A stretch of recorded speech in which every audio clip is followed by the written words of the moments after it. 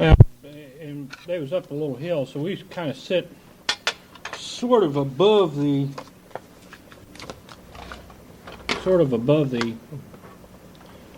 Air Force Base, and we was right at the takeoff end every morning when the Air Force would send the morning flights out of F-100s and F-105s.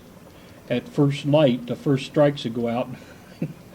They would sit out there and in that heavy air in the morning, they'd sit there and run their engines up, with a full load of bombs. And F-100 and F-105 has what's called a hard light on the afterburner. It's not one of these, it doesn't increase the roar. It goes off with a bang. And when they light, they go boom. And it sounds like an explosion. And in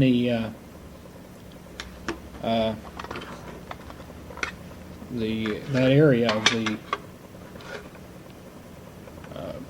out the back of the barracks, it would really wake us up about 5 o'clock every morning, first light. We flew quite a few missions, getting used to flying in that environment, mostly perimeter watch and just local flying, what we called with our gunships. I suppose I'll tell you a little bit about those. The gunship was a UH-1C, the Charlie model they called it, of the Huey.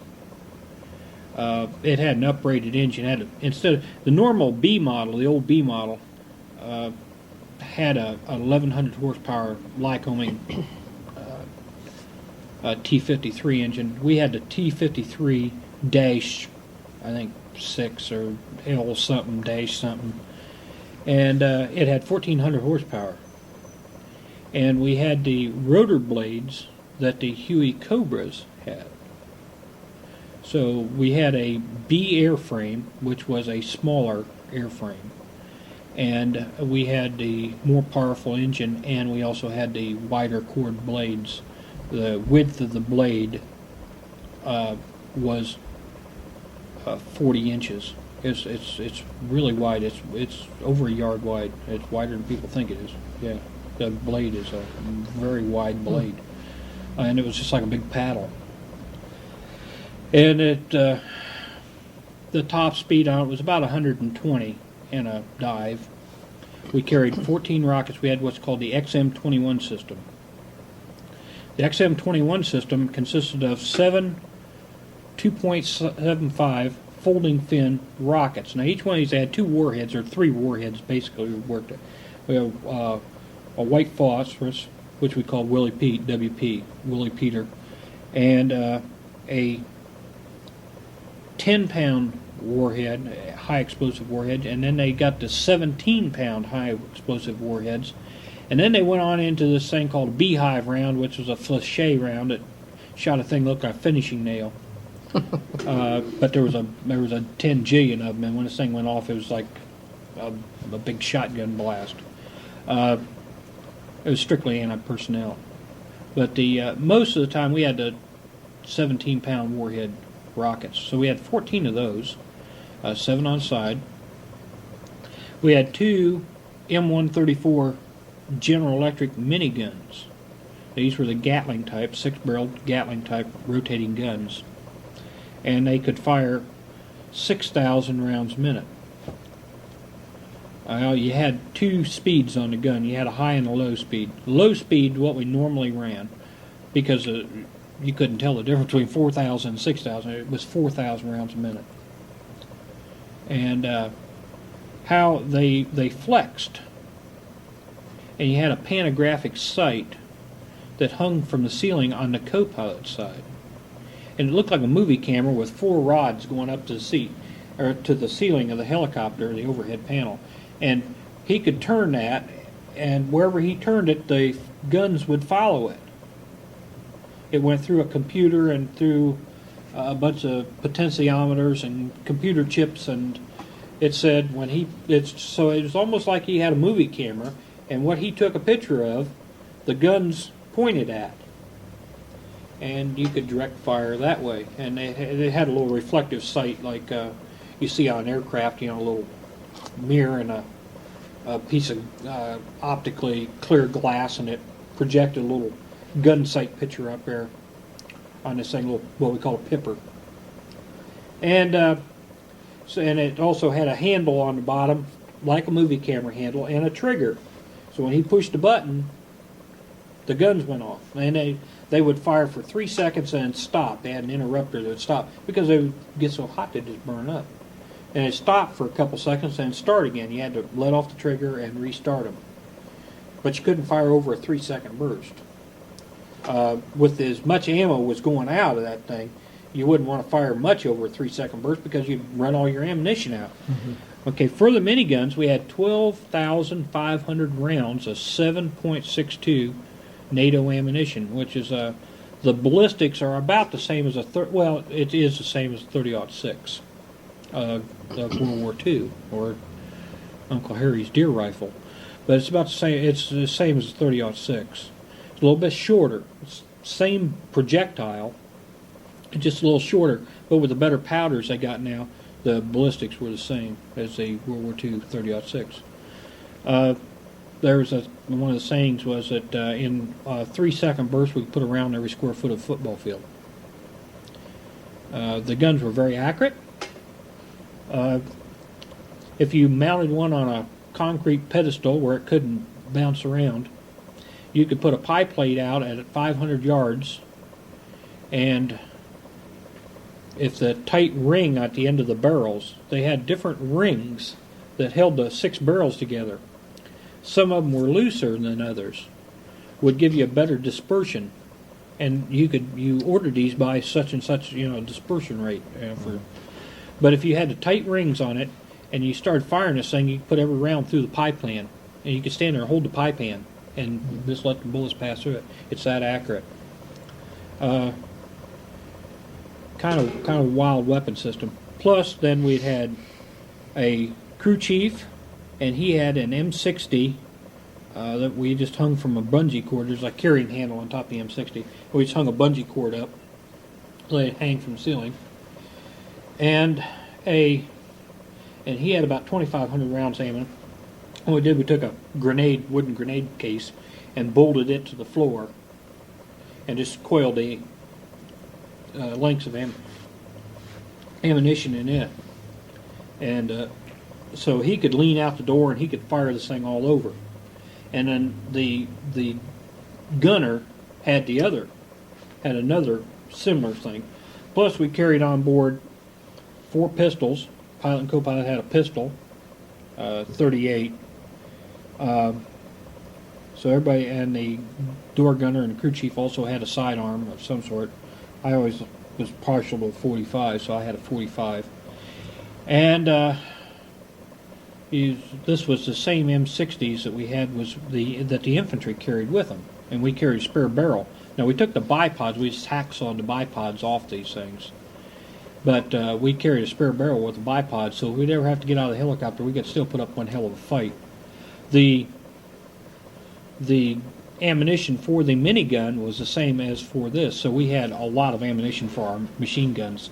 If ever put her down in the jungle and had to fight our way, put up a fight, we could put up quite a fight because, well, and on top of that, we usually had 2 M16s, and what else we could scrounge. Usually we tried to get an M79 grenade launcher that shot an 8-ounce fragmentation grenade, which it was a pretty wild weapon.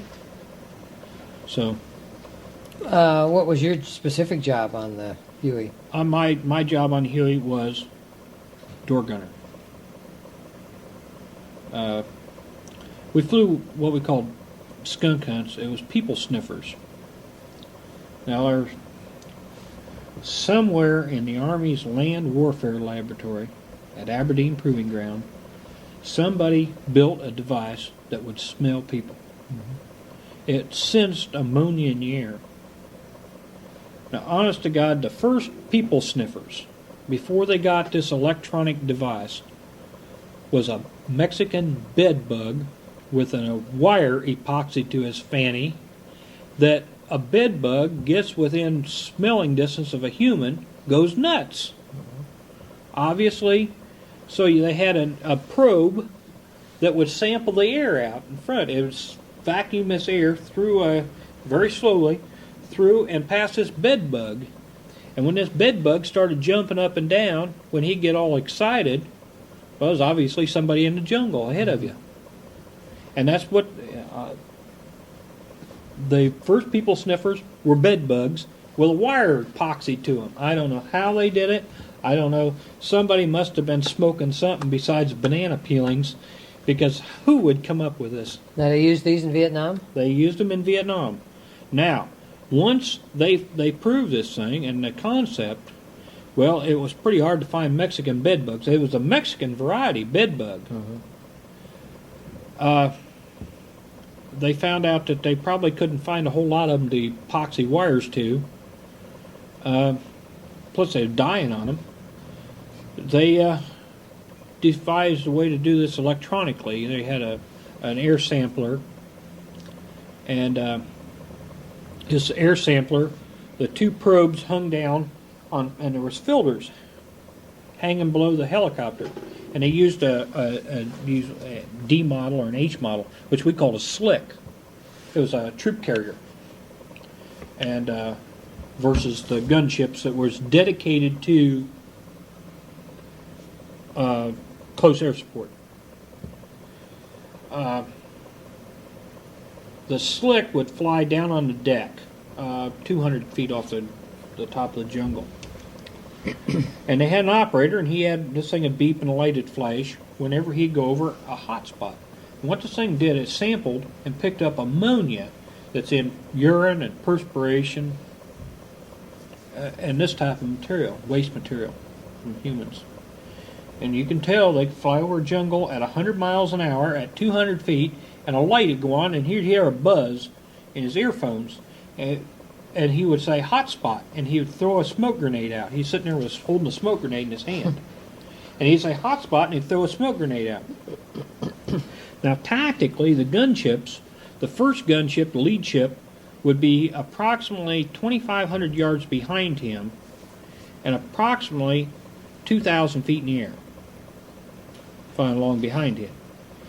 So the first ship, the lead ship, would be in position to fire a rocket in there. As soon as he called hot spot, you just drop the nose, and you could put a pair of rockets in at about 1,700 yards. But when you're going 100, 120 miles an hour, you cover 500-600 yards pretty quick. By the time you get your firing solution figured out and you figure out where the target is and the smoke's up, you're pretty close to where you want to be. Mm-hmm. And then the other gunship is about 5,000 feet and 2,500 yards further behind you. And he's up on the perch. So then he puts the nose down, he starts down.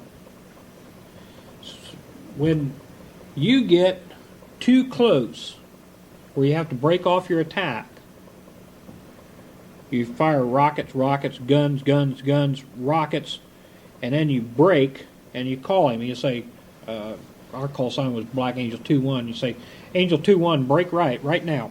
And, as you break, he's in position to put a pair of rockets right under your tail. And then you haul ass up here back around on the perch. And so if you time it right, you should be rolling in about the time he's calling his break. Mm-hmm. And you can constantly keep two helicopter gunships can constantly keep fire on the target. At the same time, the gunners are firing underneath the other helicopter's track. So you got interlocking fire underneath, so nobody can sit there and shoot straight up at you. So everybody's keeping everybody's head down, and you're constantly keeping fire on the target till it's either destroyed or you get another team in. So we would be set so that we could put a pair of rockets down, and usually the selector on the center console, you had an armament selector panel, and you could trigger up how many pairs of rockets you wanted to go. You had a knob you turn up from 1 to 7 pairs. We had ours worked over, so when we set one pair, one rocket would go. Because we fired, if you had things set on 2 pairs, you'd get a rocket out of either side. They'd alternate. Normally, if you had it set on 2 pair, well, you get 4 rockets. Well, we'd, shooting 1 rocket at a time, because we could shoot up our weaponry long before we'd ever run out of gas. Matter of fact, we'd only use like half our tanks of fuel. Very seldom. I think it took 3,200 pounds of fuel, and I think we only put like 1,600 pounds in all the time. Did you ever see one of those areas after one of these attacks? Oh yes, oh yes. What did they look like? A lot of trees knocked down, stuff like that. Sometimes you find people laying around afterwards, but generally it was shoot up position in the jungle. Sometimes you get fired at back, you can see the tracers coming back up at you. You can say, did hit a hot spot, But by the same token, I seen them fly over a village and call a hot spot because the guy isn't looking. Obviously, we're not going to fire at that. But when we're out in free fire zones, and they had areas marked off, designated, anything in there was not friendly. And when you're out in a free fire zone and you found something, it was fair game. Yeah. It was open season. So we would, that was basically our missions we flew when we first got over to, one, accustom us to flying in combat, because if World War II, they would be called milk run missions. The possibility of trouble is there. Not very likely you're going to run into anything major. Just to accustom us to flying in combat, employing the weapons, we was fulfilling something. We was doing something positive toward the effort, but we weren't in a position where we could really get in a lot of trouble doing it. Because we weren't fighting troops in contact where things do get tricky. We wasn't having to cover medevacs where things get tricky till we learned how to function, to get acclimatize ourselves to what it's really all about. I don't care how much training you get in the United States. You go out here at Fort Benning and you can fire for months. Still isn't like doing it in combat. Because when you're on a range, things are very, very specific. You'll hit at this altitude, this airspeed, your descent angles such and such, your firing solutions and all that are all figured for you. And they're not going to let you get in any trouble, because obviously they don't want you putting a rocket in the main post of Fort Benning. So you're not going to get in very much trouble. Firing in combat is a little different. You got to jink around, duck and dodge bullets. If you fly at the same altitude and the same airspeed, or the same altitude without moving, without turning or descending or climbing or turning left or right, for over 5 seconds you'll get nailed in a shooting situation. You just don't want to give a guy, you don't want to solve his problems for him. Whereas on a range, you make your entry at over a certain position on the ground, a certain marker, and there's a big marker panel out, and you come over that and you line up with the target. Don't have that in Vietnam. It's a whole different ball game. Plus the fact you got somebody's down there trying to shoot you down doesn't adds to the excitement by a great bunch. So then, after you get these preliminary missions, now you, as I understand it, now you're only going to stay 7 months, correct? Well, that was the plan. Yeah. Okay. And you're assuming this, and here you've already shot almost 2 months. Well, we did this for about a month and a half, flying these people sniffer missions. Right. They kept getting a little, then we went out on some helicopter assaults and did some close air support work. It wasn't exclusively this, but we did this people sniffer bit a bunch. Yeah. That was a mission that come down every day. Every day we had a sniffer mission. we had 6 gunships. So we had usually 2 in maintenance and 4 flying, constantly. Because you had a maintenance every 25 hours. I had a periodic inspection every 25 hours. Plus, it's a heck of a machine. And a lot of things can go wrong with it. Some minor that you can fly with, some major that you can't go with. So, in order to keep 2 fire teams up, our maintenance people worked tough, long hours, and it wasn't a pleasant. The gunner, as a gunner, I had the armament system. I took care of the armament system, mostly by cleaning the guns.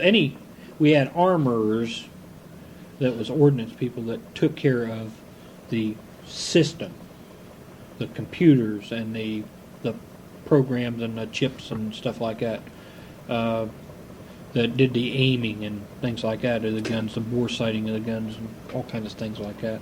That was their function. Yeah.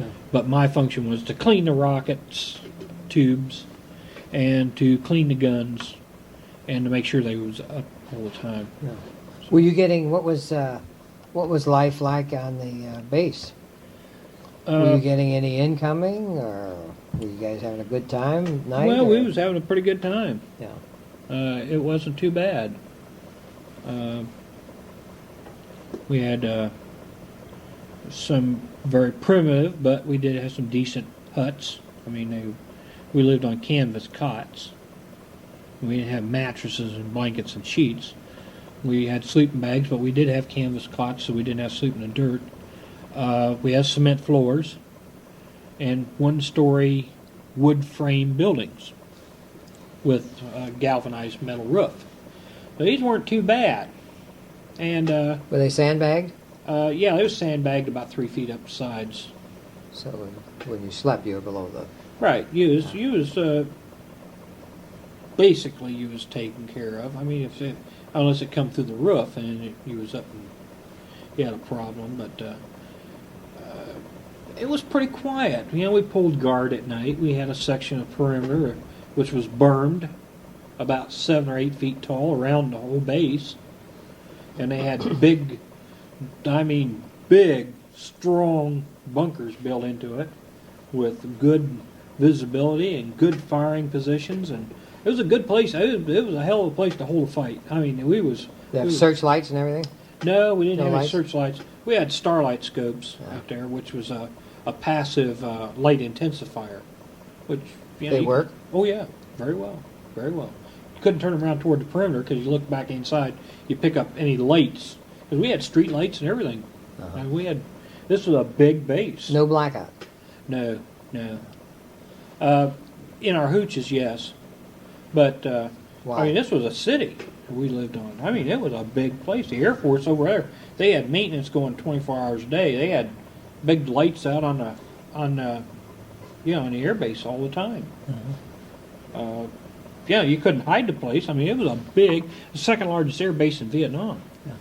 A thought occurs to me right now that here you're out here with a sophisticated helicopter, and you're on this tremendous base. Do we feel like we're winning the war, we're breaking even, or what is the thinking at this particular time? We really didn't have any thinking this time. It was pretty cool. I mean, everybody was, it was strange because it was 180 degrees from my first trip.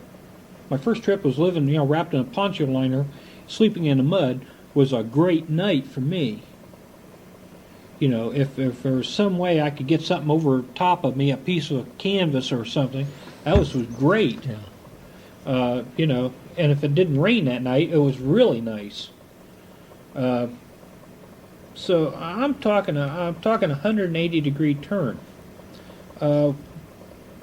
We had more time for mischief, and I mean sophomoric pranks, and we did some things we probably wouldn't have ever done without being in Vietnam, because obviously what can they do to us? Draft us and send us to Vietnam? What did you do? Oh, well, we threw a duck in in the officer's tent in a helmet bag one time, and they thought it was a snake, and they shot it. They thought for sure somebody put a snake in a helmet bag and threw it in an officer's hooch. Captain or Lieutenant McDonald was the gunship platoon leader, the support platoon leader, and they called him Mother Duck, and or McDonald Duck. We called him Mother Duck. So we caught this duck. We chased around for about 2 hours. We finally caught the thing in a rice paddy. It was mud from head to toe. We chased this duck around. And we took on his beak and wrote, "Hi, Mother," and put him in his Lieutenant McDonald's helmet bag and slid him under his bed. And a bunch of the officers were sitting around playing guitar and raising and drinking a little beer. And suddenly this helmet bag starts moving and wobbles out there, and they knew it was a snake. And Captain Buckner, who was the maintenance platoon leader, reached down and grabbed this thing, this canvas bag, and when he grabbed it, he grabbed the duck by the neck. Uh-huh. He knew it was a snake then. And they opened fire on it with a pistol and shot a hole, emptied the pistol and didn't hit it. And finally, the duck made a noise, and they said, "Whoa, whoa, whoa!" And they opened it up, and the duck stuck his head out the zipper, and there says, "Hi, Mother" on his bill. These guys, I mean, these supposedly officers, shot at this duck 6 times with a .38 from 5 feet and missed it. It was pretty neat. And were you allowed off the base? Yeah, but not often. You had to have a reason. I mean, you just couldn't go off the base. Were there any towns or? Benoit, and it was near Long Bend. I was only 6 miles from Long Bend. Good size. Yeah, and it was only about 15 miles from Saigon. Mm-hmm. But you never got into town then? No, it was off limits most of the time when we was there. It was very seldom. You hear a little bit into the story. I'll get into why. First off, first couple of months there, they didn't want us getting in any trouble, and so about when they planned to let us off the base, the Tet Offensive happened. First? Yeah. First Tet. So that put the kibosh to all that, and some other things going on. But once we got flying, to give you some idea how hard we flew, to get an air medal, there's 3 basic criteria. There was called combat assault. It took 25 hours combat assault time. It took 50 hours DCS, direct combat support, and 100 admin hours. If you was flying in support of, say, like a helicopter assault, and didn't get fired on, then that was direct combat support. Admin would be like ferrying a helicopter from Saigon to Benoit, where you wasn't even planning on fighting anything or shooting. Ferry flight, things like this, go here, take it to this maintenance depot, or go pick this up, or fly the general's cat to that. That was admin hours. Yeah. Who kept track of all this? It was in the helicopter's logbook. There's a page on there for crew and how many hours, and then our operations people kept track of this. But it was in there for maintenance mostly. And you had a form you filled out, and it would have hours flown, and who the pilot was, and the crew, and the hours flown, and have say a mission to Song Bay, we'd end up with a 30 minutes admin ferrying up there. We'd end up with maybe an hour and a half DCS, and 20 hours combat assault time. And that's and then we'd be back.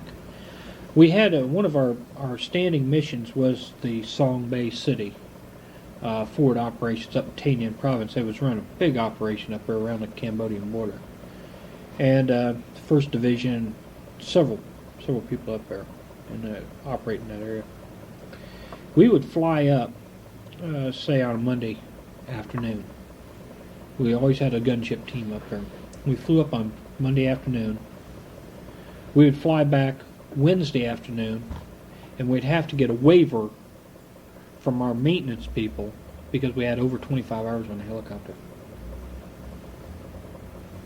In 1 week, they had a gunner get sick that was due to come back up, and I stayed up at Song Bay, and the other crew met me, and I stayed with them.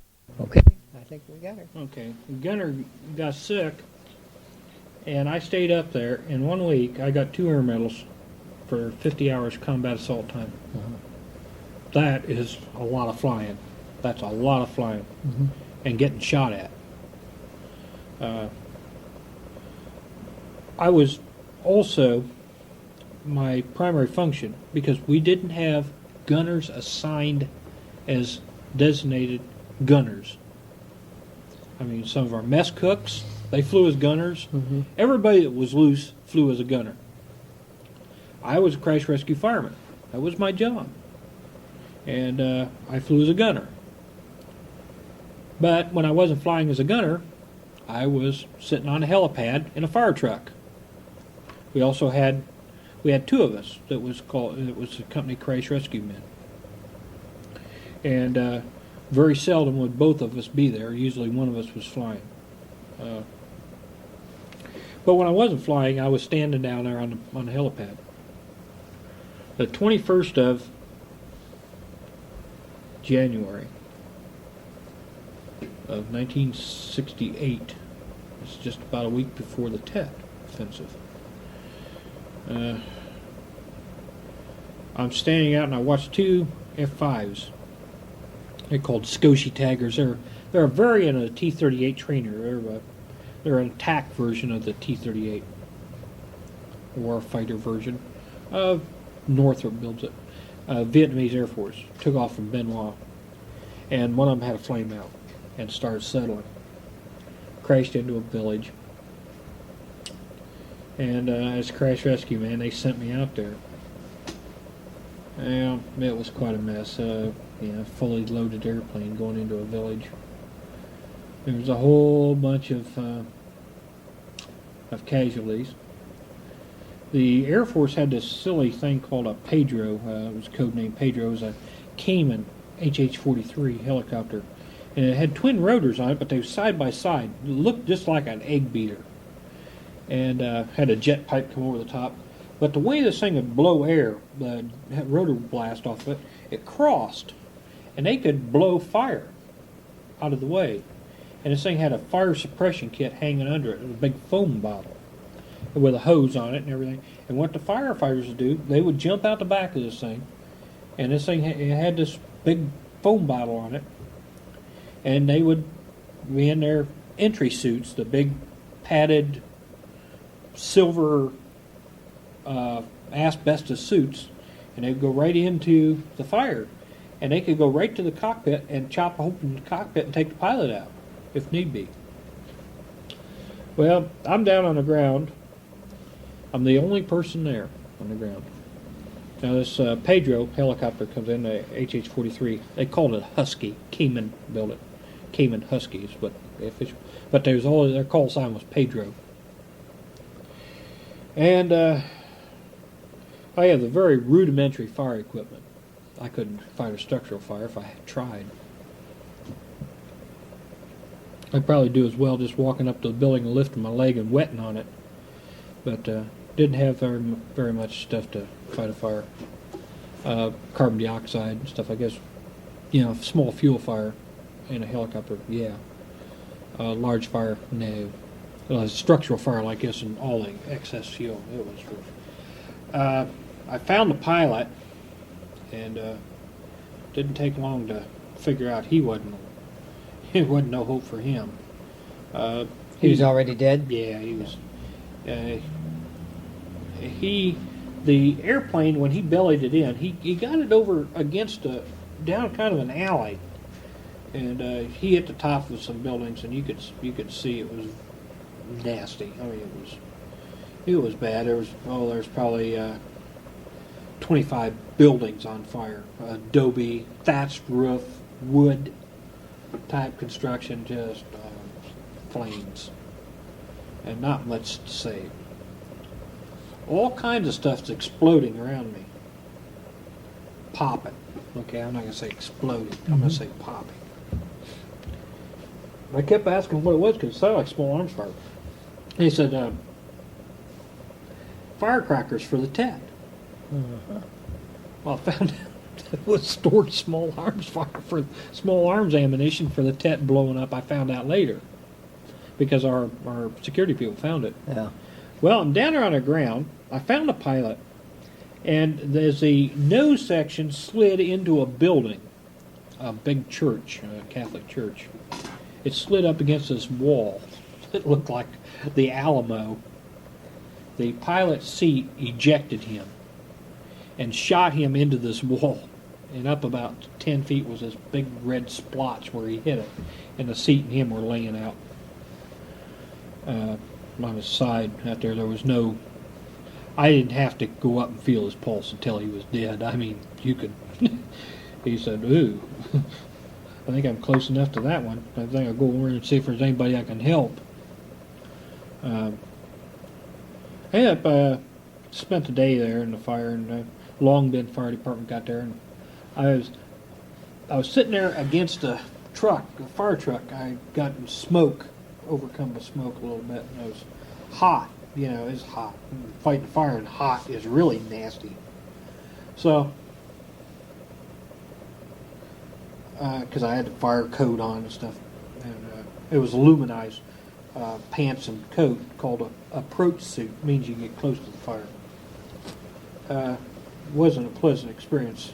I was sitting there against this fire truck. A tire from one of the big structural fire trucks. This guy says, well, let me back up a little bit. This helicopter comes in, and the fire crew are looking out the back, and I wave at them, and they sit down and left this fire suppression foam kit and took off again. And the fireman just waved at me. I said, this is nice. Why don't they help me, you know? I'm running around here like a one-legged chicken. These guys take off. I didn't find out till later. When I'm sitting there against these guys in these red hard hats, like, you know, the REMC or the electric company wears, or, you know, just general construction workers wear, said EOD on them. Said, well, how long you been here? I said, well, I was the first one here. Did you see the 4 750-pound bombs that we can't find? I said, oh my God. That's why the helicopter dropped that fire suppression. They knew there was bombs in there and they wasn't going to stay. They figured if I was stupid enough to stay down there on the ground, hey, they'd give me something to put out some fires with. But they're not going to stay and watch. Will fires detonate the bombs? Oh, you betcha. But what happened was this guy hit the jettison before he hit, and they found him back down the road. But I went out and helped them look for it. I figured if they hadn't gone off by now with the fires out, they ain't going off. Yeah. So a guy that was coming through there with them said, well, you've been here, you know, somebody said, you know, I had been there, the first one there. He was Sergeant Major. He said, I'm with Stars and Stripes. So I said, okay. And he asked me my name and my unit and everything. Well, that night, about 6 o'clock, it's about noon when this thing crashed, or just after lunch. We'd just come back from lunch. And got back there, and about 6 o'clock, we, you know, Pacific Architects and Engineers, civilian firemen and stuff from Long Bend were out fighting structural fires. I figured it wasn't no use me staying. I just gathered up my stuff and left. Well, got back. They asked me, well, I told them what happened. Okay. Next day, I get a call. We want to talk to you. And what was this sergeant major wanted to do a follow-up story about my hometown and everything. He called the battalion commander, wanted to know about me and what decoration he was going to put me in for. Well, they was going. So the battalion commander, they fairly new in Vietnam, hadn't put anybody in for a medal yet. So I was the first one to get recommended for a medal in the 101st Airborne Division in Vietnam, and the rest of the division. There's some guys obviously from the 3rd Brigade that had been over for a long time before this, but I was one of the first guys from the rest of the division to get put in for a decoration, and I got an Army Commendation Medal with a V for valor over that. I was put in for a soldier's medal. Well, I did get a soldier's medal later, but that's beside the point. Then I just get over that, and we got hit with mortar fire a couple times. On the base? Yeah. Okay. Minor stuff right in about this same time. Day or night? Night. Minor stuff. Fire 5 or 6 rounds in. And you run out of your hooch in the middle of the night, and your go-to-war gear. Uniform usually for a night mortar attack was web gear, steel pot, flak vest, M16, boots, and skivvies. And to see, about 50 guys run around in their underwear with steel helmets on and rifles, we was so far from the perimeter we couldn't have done nothing anyhow. I mean, it was a half a mile any direction to the perimeter from where we was at. Well, we got probably a dozen mortar rounds come in, just bam, bam, bam, bam, bam, and it is over. And we sit scared to death in our little huts or our bunkers we built. And when the night before the Tet, we really got a lot of shooting going on. I mean, there was shooting all over the place. The whole perimeter was lit up all night. I mean, tracers flying around. Gunships flying, dropping flares. Something's in the air, this ain't supposed to be. Well, lo and behold, the next day, they said, cease fire for the Tet. So we're kind of all sitting on our hands. Mm-hmm. Now, our crew up Song Bay stays up there, and it was pretty nasty. But that day, typical Vietnam, hot and humid. And about 2 o'clock in the morning, the shit hit the fan. They nailed us. There was rockets and rockets, and usually we get a rocket attack or a mortar attack, and I mean we get a few of them in. And just, then they'd blow a whistle and go home, and we'd go home and say, well, we did our job for the night. We kept that bunch of yo-yos awake, and we'd probably shoot a few rounds back at them, and we'd say, well, we did our job. We shot back at them when they shot at us, and everybody go home for the night and say, ooh, we got hit last night. Put that down in the diary.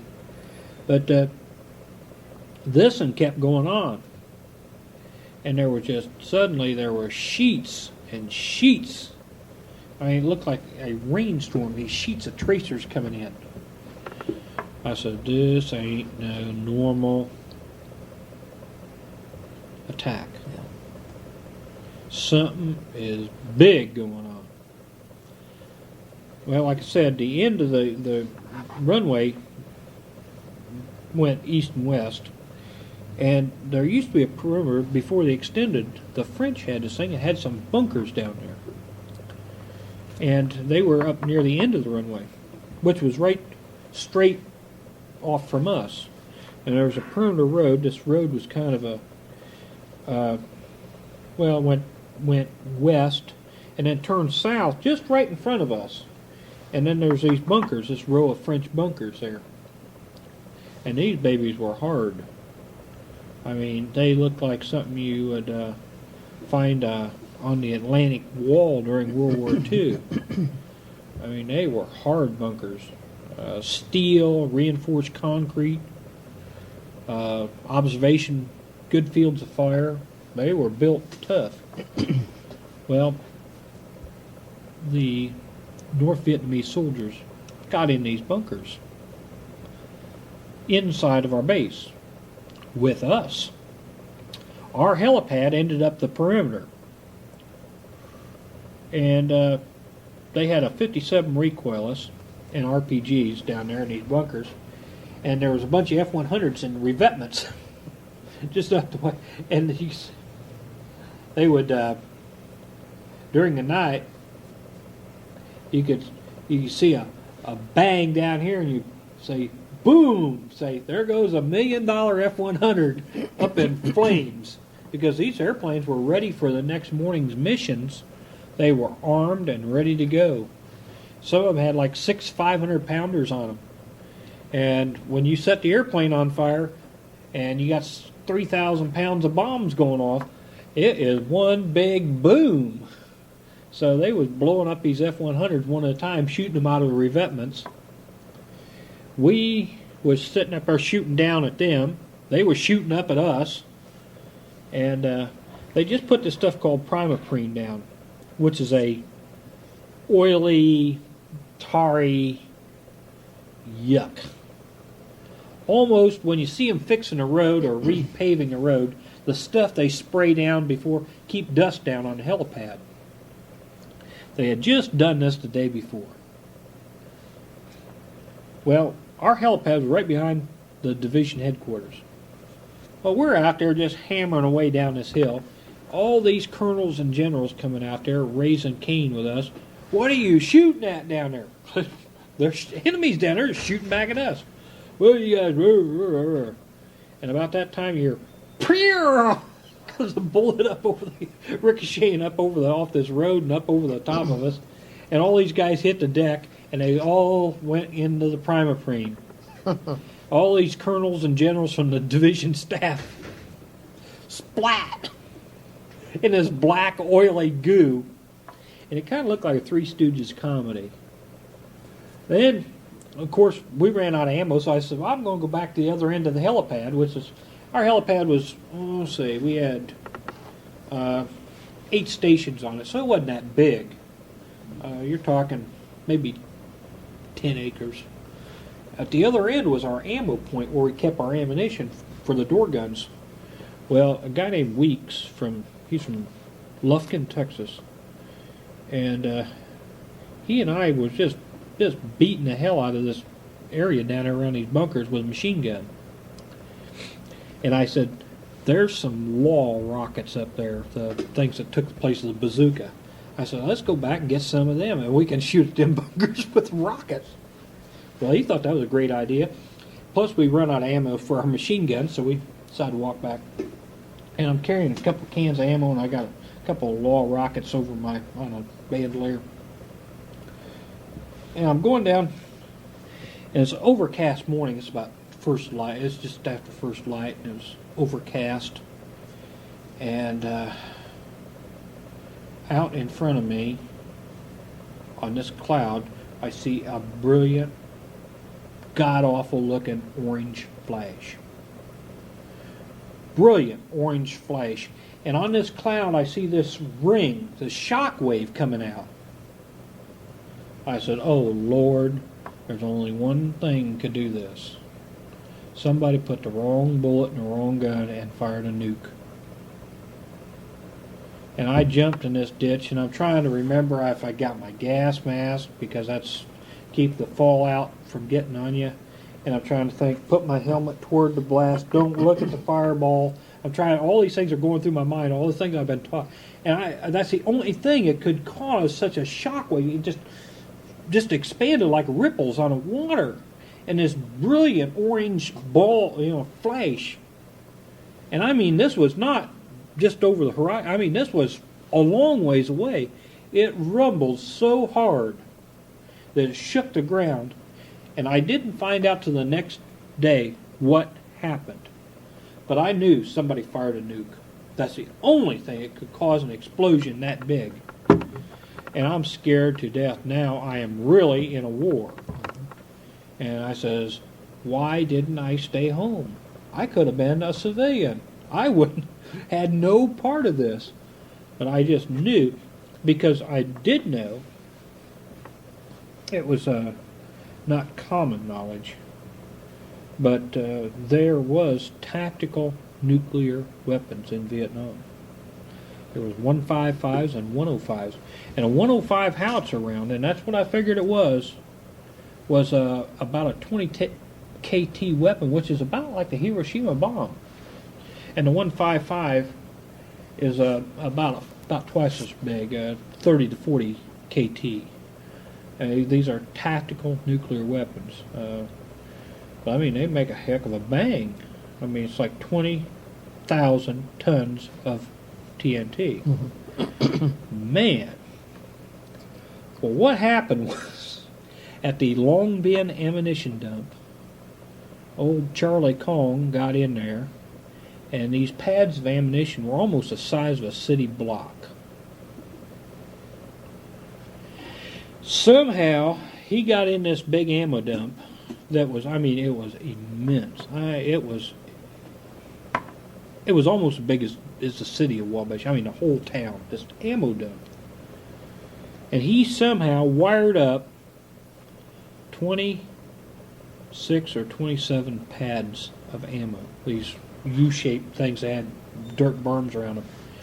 And they figured there was almost, I forget what it was. It was almost equivalent to a 50 KT weapon when these babies cut loose simultaneously. Blew this thing. It blew so hard, it was such a blast that a deuce-and-a-half truck chassis, or a 5-ton truck chassis, a 6x, was blown from in the ammo dump to the hospital's helipad 2 miles away. I mean, this was a big boom. I said, it had to be a nuke. Now I'm about to wet my pants because I know the war is, the Russians are in it. I'm hearing all over radio traffic, fights going on in every, hey, this is it. The Chinese are coming over the hill. The Russians are in it. We're in deep doo-doo. I mean, there's no getting around it. This is going to be tough. This is where I said, I wish I was at home and watching this on TV. But anyhow, I ended up back there, back in the back now. Well, a bunch of pilots come running over the hill from A Company.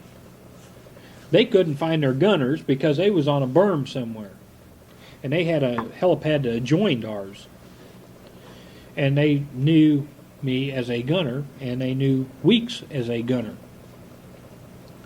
And they said, we have to go pick up a load from the 50 Deuce, 502nd Infantry. Would you guys like to fly as gunners for us? We need gunners. And I said, yes, I'll be right back. They said, the ships are loaded. I said, okay, well, you guys fire them up. I ran over to a Connex where we stored our flight gear, and I told one of our sergeants where I was going. He said, yeah, I told him, basically. As long as he covered, I was covered there. Because I didn't want to take off and somebody think I was missing in action or something. Or not know where I was at there on the base. I didn't want to be derelict. But basically, we was ordered, we was asked to go. I suppose it could have been construed as an order, but they said, would you go with us? Sort of asked, sort of volunteered. And we went and picked up a load from the 502nd, and we put them down on top of the U.S. Embassy in Saigon.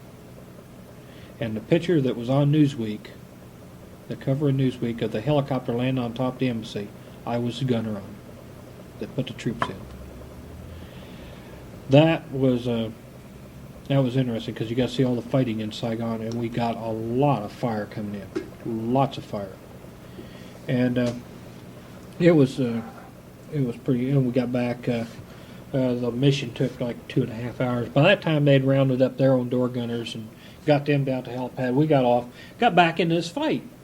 Well, now we got airstrikes coming in inside our perimeter. We're having a pretty good fight there on the inside of our perimeter. And, That's these North Viet Cong that are in the North Vietnamese are in the bunkers. in the bunkers. So we At what strength do you estimate? Company?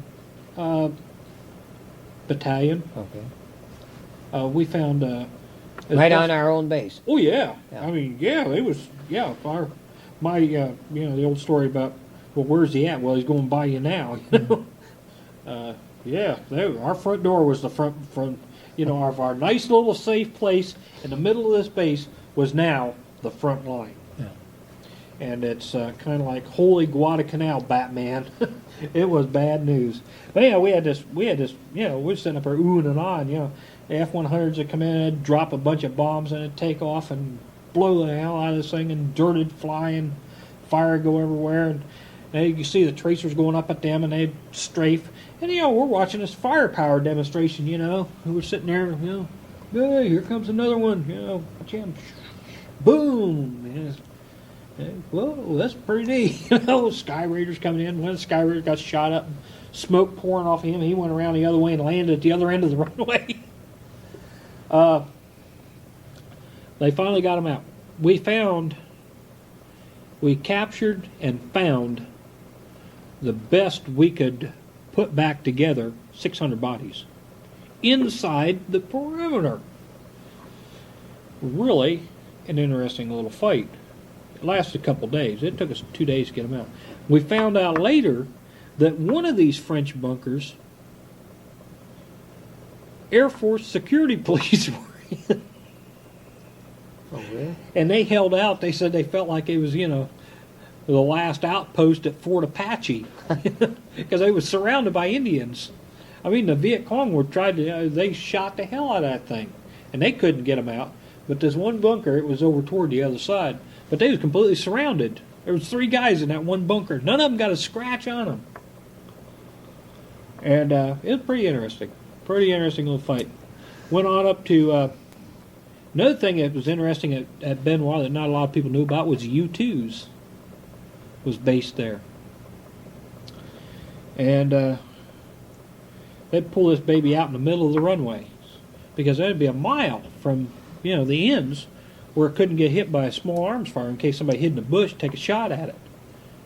And they'd pull this baby out on a dolly, and he'd fire that engine up, and he'd take off, and by the time he crossed the perimeter on the other end, he was out of sight. All you see was a black smoke trail going up at about a 70-degree angle. I mean, he was out of sight vertically when he went over the perimeter. No way you could hit that thing. Unbelievable. Then he'd take off usually about 7 or 8 in the morning, and about 5 in the afternoon. If you just happen to hear it, you hear whistling. And because it was basically playing glider, because they really had the engine shut down on them because they're so light and so clean that the residual thrust, they couldn't land the silly thing. And when he dropped the landing gear, if the wind was right and everything, you could hear the whistle of the air past the landing gear, but you couldn't hear it. You couldn't hear it. Huh. And you look, and you see a big black thing come make us approach and land. Well, I was out there on the perimeter road, or the road that went along the runway and up on the hill. It was basically probably a quarter mile from the runway. And I kept trying to get pictures of this U-2. Well, every time they'd bring this thing out, the security police go up around the hill and run everybody off. I said, I'm never going to I want to get a picture of that U-2, just to show somebody, hey, look at this, because this is 1965. It still wasn't that well known. And it was a pretty sensitive item, and they didn't want anybody knowing that the U-2s were flying in Vietnam. Well,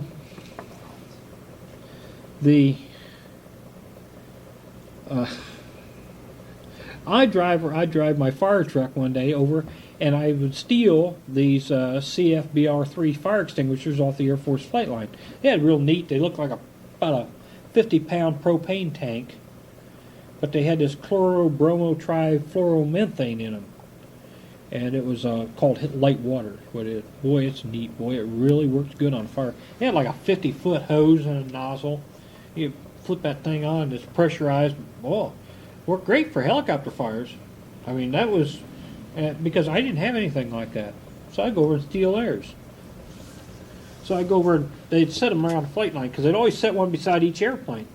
So there wasn't no airplane there. There was just fire extinguisher. I'd go over my thing and hook onto it. I'd just put it over on the side and had little two-wheel trailer. It was built into it. And I just hook it up and drag it back. So I go over and steal their fire extinguishers all the time. I'm driving down between these two buildings, and there's a big open hangar. And there sits a U-2. So I stop right in the middle of this. I said, oh, I got to see this, you know. So there's a U-2. I said, look at this. Reach down, I see it, and I got my 35mm camera. And I take a picture of the airplane. Nobody said anything. Still don't say anything. I walked up to the airplane, walked in the hangar, took pictures all around this thing, got up on the stand, looked in the inside of it. Well, all the classified equipment. Walked all, stuck my head up the tailpipe, took pictures all the way around the outside of it.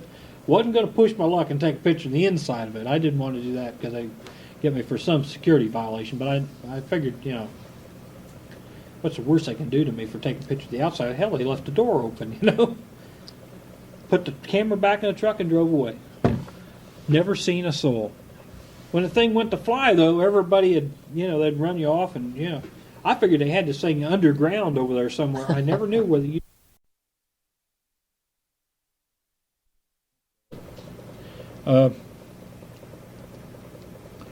Along about.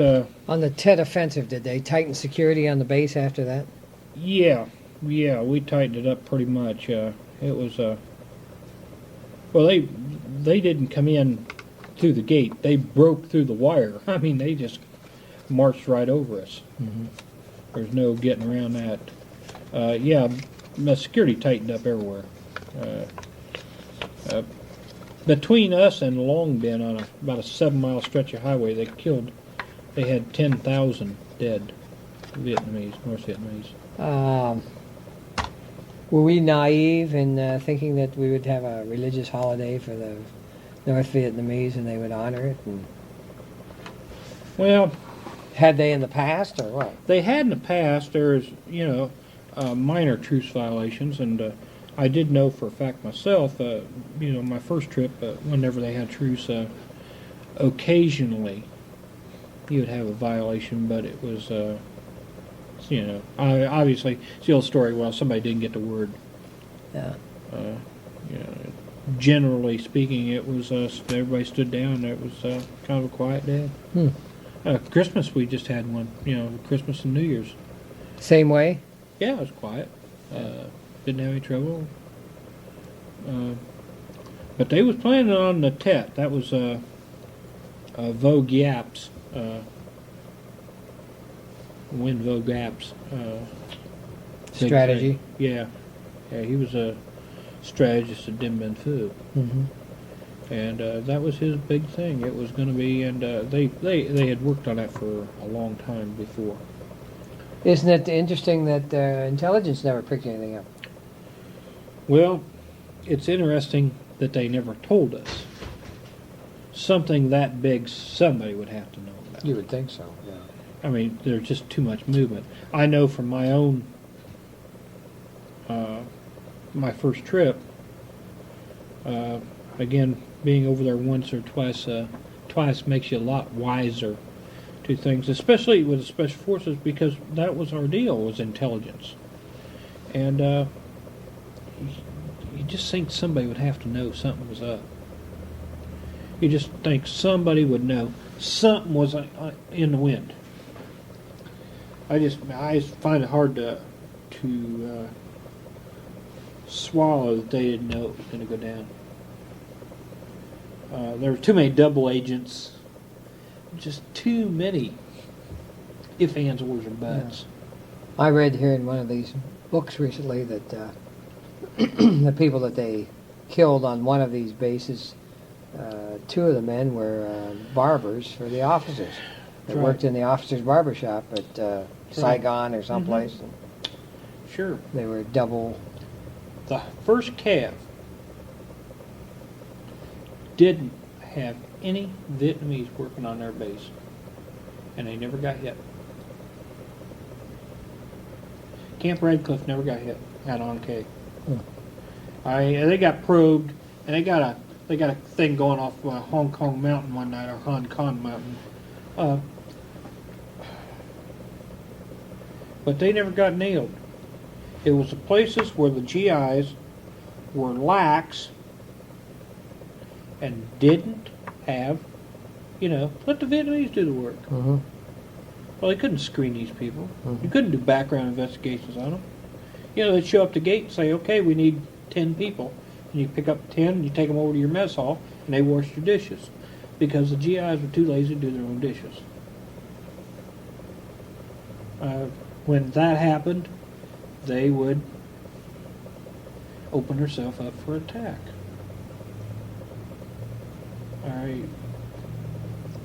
In the movie The Green Berets, I understand that that's not one of the better movies. But where you can see the one guy pacing off between gun pits, that would happen. Most of the things that was in the Green Berets, the movie, happened. Now, I'm not saying they happened in that way, Yeah. but that was a lot more fact to that than people think it is. So if you didn't let them in, I would say they couldn't pick targets. Uh-huh. And the weaponry that they had, don't underestimate it, and which was one of the things we did. After the Battle of the Edrang Valley, it was no longer a guerrilla war, but we fought it because we had this doctrine of guerrilla warfare that says this is a guerrilla war, and that's how you're going to fight it. When we started running into North Vietnamese troops, hardline, hardcore, regulars, the tactics changed. Their tactics changed. They wasn't afraid to fight you day or night. They had hard lines set up. They was a lot of times in a defensive position. You was attacking them. Same tactics of Korea, World War II, but somehow in our strategy this was a guerrilla war, and we fought it like a guerrilla war. When actually it was a very conventional war at that point. The North Vietnamese regulars put up a hell of a fight, and their weaponry, everything I've had shot at me from a crossbow to a Soviet 130 millimeter field gun, and those things really split your ears when they hit. I mean, that's a big boom. The 122 rockets, they'd fire them off of two stakes with a very primitive gunner's quadrant and a compass. And they could put one of them things in your back pocket. Mortar rounds, they could walk them things through a compound, and the bursting radius of a mortar, and a mortar is probably the wickedest infantry weapon ever devised. I'm talking a shooting weapon. There's mines and stuff are probably make grosser wounds. But as a weapon, a mortar is very, very wicked. And these mortars, they were really accurate. And when these people would go step off between these two buildings, with a mortar, you could have 6 rounds in the air before the first one hit. Or more, even. I've seen guys with 81s have 10 in the air. So you figure you've got to move this thing at this range. You move this crank on the deflection, your azimuth, and you move this tube, say 2 degrees, and at this range that moves at 25 yards. So if you got your buildings about 25 yards apart, they set this baby up really good to get the first one. I mean, they really aim it, take their time. They drop the first round, and the guy turns the crank 2 turns, boom, another one. Turn 2 turns, boom, 2 turns, boom, 2 turns, boom. Time in flight might be 50 seconds. So when the first round hits,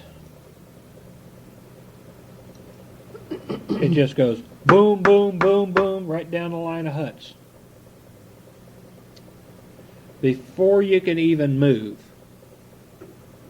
It ain't like boom, it goes the first one, and they say, well, that hit, so now we got to move her over a little bit.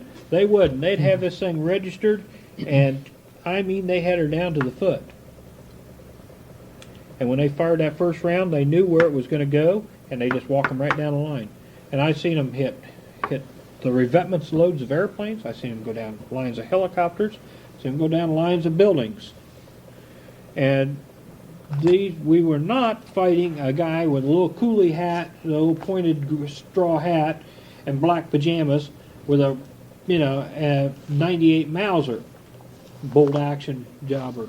We were fighting some hardcore troops with very sophisticated weaponry, and we was giving them all the help they needed. In what respect?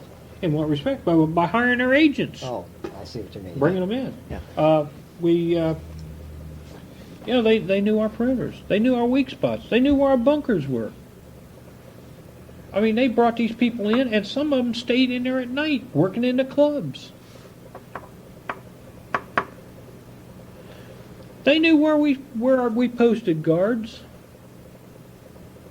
They knew everything. Some actually stayed on the base overnight? Not overnight. They'd stay in there till midnight. Yeah. When the clubs were open. Yeah. And these guys would get in there, and they'd have a few drinks, and they'd tell them anything they wanted to know. We was our own worst enemies there. And our strategy, our intelligence, the fact that nobody wanted everybody was looking for the God Almighty buck, okay? Because if I got a bigger budget than you do, then I'm more important than you. The Air Force would get all kinds of hinky when the Army wanted more sophisticated weaponry for their helicopters. No, close air support's the Army's or the Air Force's job.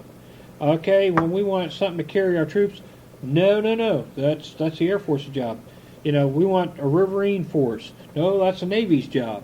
Well, the Navy wants this airplane, another, capability for their F-4 Phantoms. The Air Force says, no, they can't do that. And there's all this internal squabbling. Okay? You're conscious of this while the war's going on? Sure. Yeah. You know what's going on. We had Army OV-1 Mohawks over there, and they put rockets on them.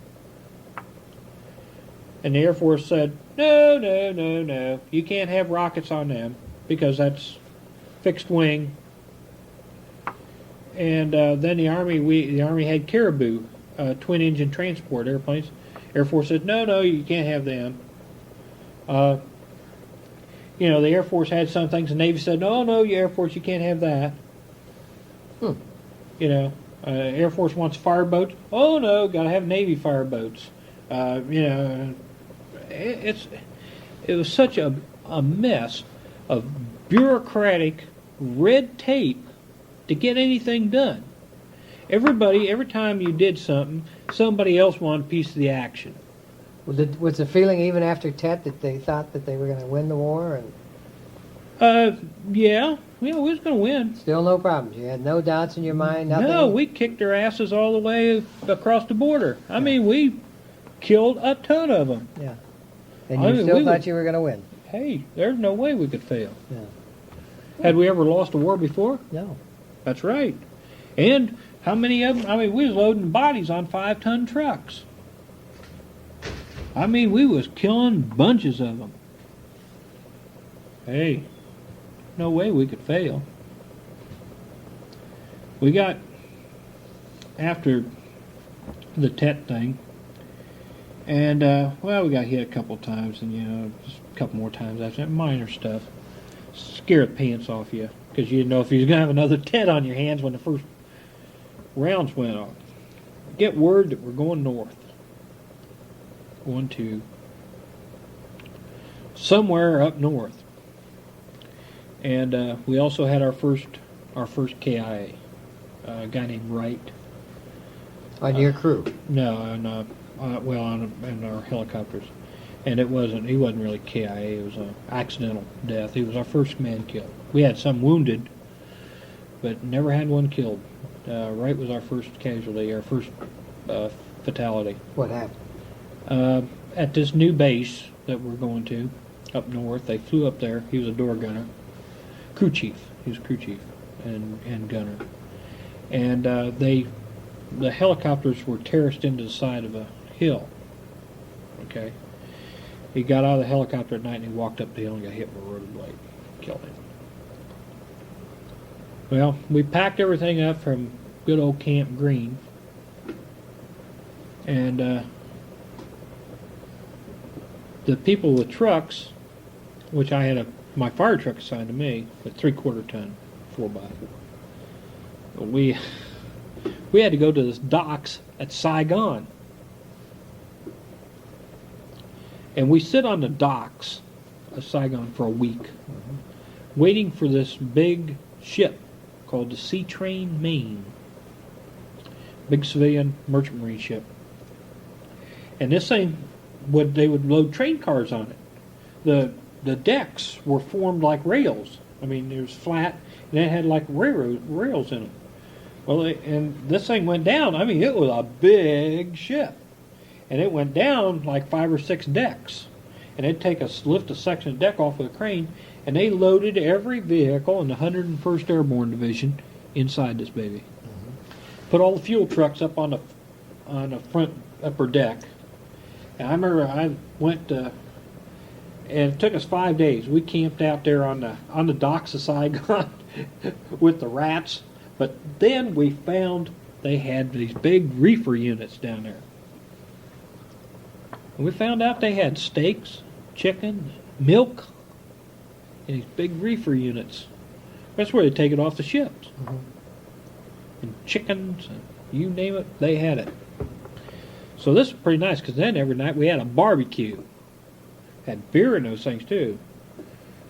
It was real easy. I mean, it was padlocked, but we had all kinds of keys, entrenching tools, picks. Hey, open one of them locks right up. So hey, we need this stuff. So you couldn't get on the ship until your truck got on. You had to stay with your truck, basically. So you put it in line. And you had to, every so often you have to move it. Finally, got our everything loaded up. We went down the Saigon River Channel, which was kind of scary.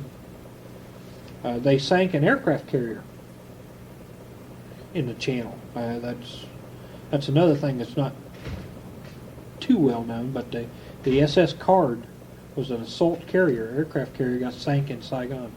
There was one carrier sank in the Vietnam War. Did they refloat it? No, they blew it. They blew a hole in it. You wouldn't believe. But yeah, we went out to Saigon, around Vung Tau, and then started up the coast, and we got to went in, spent 2 days out there, and they put a pallet of sea rations out, and that's what we ate. They just opened a pallet of sea rations up and set it on there for us. And yeah, we rode up on top of the ship, and the bows of a 5-ton truck, the canvas, that was where I slept, between the bows. I mean, that was like a hammock up there. Yeah. And watching the flying fish and the dolphins. Great duty, the sun's shining. Oh, sea air, so clean. It was out so far you couldn't even see Vietnam. So you had no problem with land-based fire? No. You had nothing? The only thing seen was a Coast Guard cutter. Yeah. And seen him turn in and come toward us, and the light blink, and our guys ran up there and they blinked the light, and that guy peeled off and went the other way. He must have been checking because we, a big cargo ship going north. But you had nothing on junks or anything like that bothering you? No, we was 15, 20 miles out. I mean, we was way out. Okay, now where do you land then? Da Nang. Da Nang. Okay. Yeah, we went to Da Nang, went around, and come in Da Nang Bay, and we had to sit there and wait for a berth. So we sit there for 2 days. We wanted to go swimming. Wouldn't let us swim. So, being boys will be boys,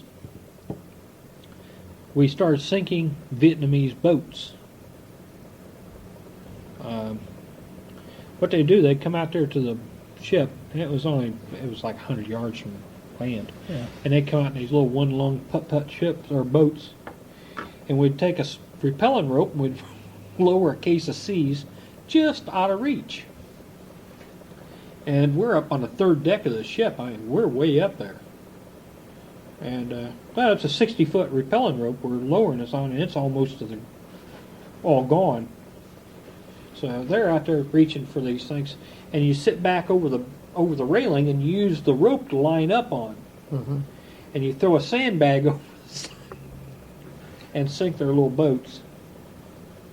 Of course, there was a couple. And when they decided we shouldn't all do that anymore, we had the repelling rope, and we said, well, we'd put the repelling rope aside. A couple of guys said, well, they'd slide down the rope, and then we'd hoist them back out after they'd swim for a while. Of course, when they got in the water, obviously, we pulled the ropes back up and left them sitting there, other than with their fannies hanging out, and they got in a little deep doo-doo for, they had to lower a ramp down, pick them up, and there was a few people a little hot over that. Finally, they said, we better get this bunch of yahoos into the dock. So they got us into the dock. We had to stay on a boat till being my truck was one of the last ones off. It was one of the first or last ones on. It was one of the first ones off. And we had to stay on a boat till you sit up there, and when your truck come off, then you could get off and go on and start up, drive away. And we had to stay at a place called China Beach. China Beach was R&R area for camels. It was a Sahara desert. I mean, there was nothing but sand. It was right at the end of the runway at Da Nang. And so we had about a week's wait. I mean, this is probably 5 miles from where we're at. Now, the Army isn't too well liked because this is Navy and Marine base at Da Nang and Air Force base. But that was where the Marines were headquartered, was Da Nang. Well, we're waiting for our group to get all off because we're going to convoy about 75 more miles north to Phu up by near Wei, where the fight is still going on for the citadel of Wei. And the Marine Corps is having a hell of a tussle up there. And the thing at Khe Sanh is also picking up. And that is our main function to help with the relief of Khe Sanh. But when we got to see several interesting things, I seen an Air Force airplane come in, landing there at Da Nang. It got shot up somewhere pretty bad, that was spewing so much fuel out of it that it come in hooked up to the tanker boom, and it was like filling up a teacup with a fire hose. Oh.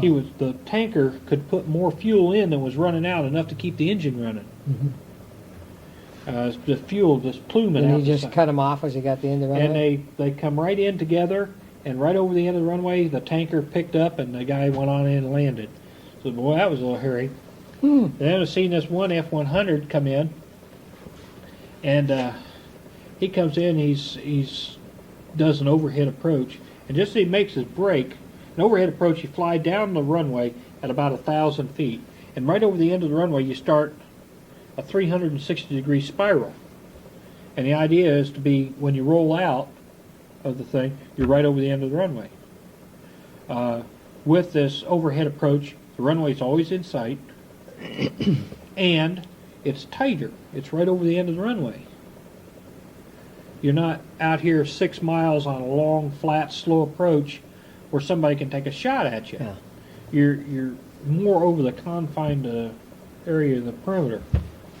So, and you're always descending and turning at the same time. So, it makes it a harder shot if somebody would shoot at you.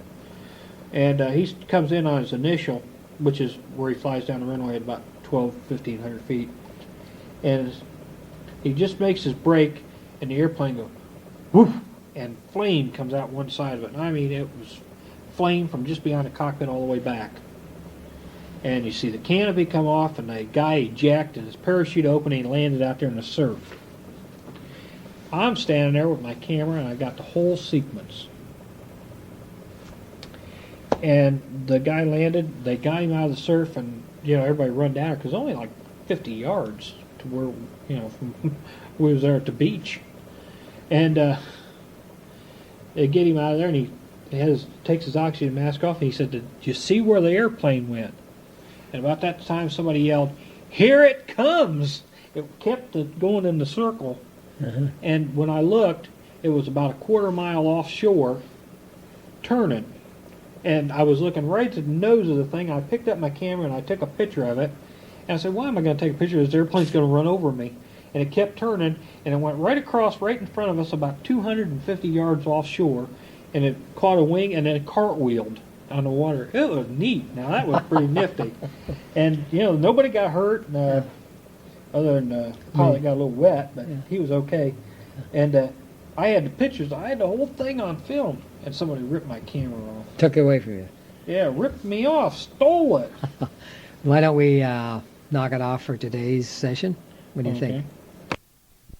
Hey, it's November the 14th, and another session this rainy Thursday afternoon, and remembering where we were last week. Yeah, it was at China Beach, and talking about a plane crash. See the plane crash there coming into Da Nang Air Base. Why don't you pull in just a little closer, Frank? We got up to, we stayed there at China Beach till the ship was unloaded. We stayed there a week. Once we got unloaded, while we was waiting, one of the things we used to do was sneak into Da Nang for midnight chow at the Navy mess hall, because they ate off regular plates and had good food. We were just eating C's out there, sea rations, and whatever else we could steal. But they had Swabbies down there, had a big PX and had midnight chow, and it was good. And we went in there every night. We ate 4 meals a day down there. We'd go in there and eat it day and night down at the Navy mess hall because we couldn't get any good food. It was one thing we did miss. After we stayed there about 5 days, the next early in the morning, they said we was going to move out next morning and gather everything up. So we marshaled up on Highway 1, drove through Da Nang, and went up the coast up Highway 1 to Phu-Bai. It's about 75 miles. And Highway 1 is the road that Bernard Fall wrote about, The Street Without Joy. It's one of the better roads in Vietnam. Goes up the coast. Places is kind of scary to drive because you go up the mountains there on a coastal mountain plain or range, and it's really something to see. It's really something beautiful. Here, one place you're maybe 4,000 feet above the ocean, looking right down to the ocean, and it's just maybe like the Malibu area, Big Sur area, California. Really pretty, really a pretty place. I remember seeing the tails of airplanes stuck out of the foliage down below us where they crashed into the jungle. A couple of O-1 bird dogs, FAC aircraft, and just see the tail sticking out of the foliage on the side of the hill. It was different to look down at that kind of stuff. We went on up. We got to a place called Camp Eagle. And west side of Highway 1, just at Phu-Bai, and it was in up on top of a hill and surrounded by a giant Vietnamese cemetery. And Vietnam is much like New Orleans. Being the ground so soggy, they bury their dead above the ground. And what you end up with is a nice little wall of either the rich people had cement walls, the poor people just had a dirt berm around them, a circle that was maybe 20 feet in diameter, or probably smaller than that, maybe like 10 or 15 feet maybe in diameter inside this thing, and maybe the walls was like 2-3 feet thick dirt, and it had grass growing over it, and then there'd be a hump in the inside, and that's where the body was buried. Well, the graves come all the way up the hill, and we had two of them together. We just dug the berms out and dug a trench between them, and that was our bunkers. We just put a roof on them, and we used them for bunkers. They made very nice bunkers and little forts. And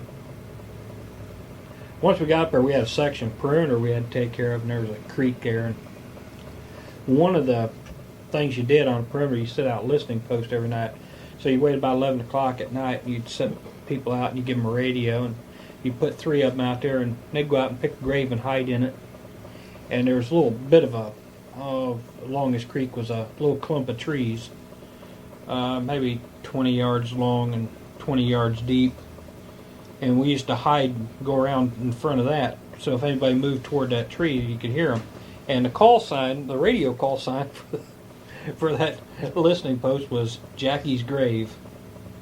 And later on in the story, there's an interesting thing about Jackie's Grave, the call sign, but it was unique.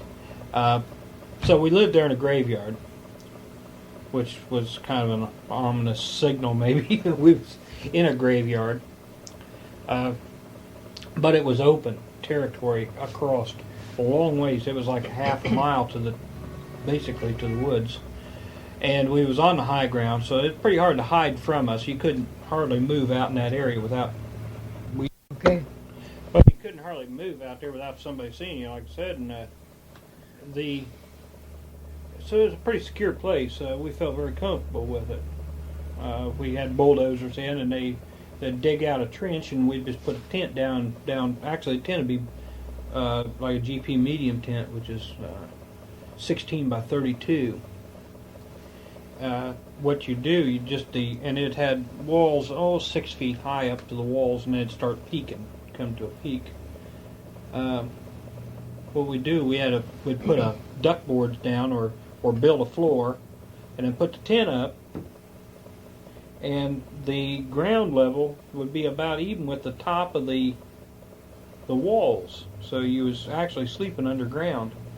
And unless somebody put a mortar round right in your lap, you was relatively safe. And up on the high ground, back from the edge, they couldn't hardly hit us with small arms fire. It'd go all over the top of us. So where we lived was in one thing. Where our helipad was another, which was right next to where we lived, but it was just, you could throw a rock and hit it, but it was in a draw that come up out of this gulch, and there was a dried rice paddy there that was probably a quarter mile long, and it went clear down to the perimeter. And the helicopters were terraced into the side. They had revetments up on the side of the hill. So part of the place was safe, the other part of it wasn't. We put our gunships in there and our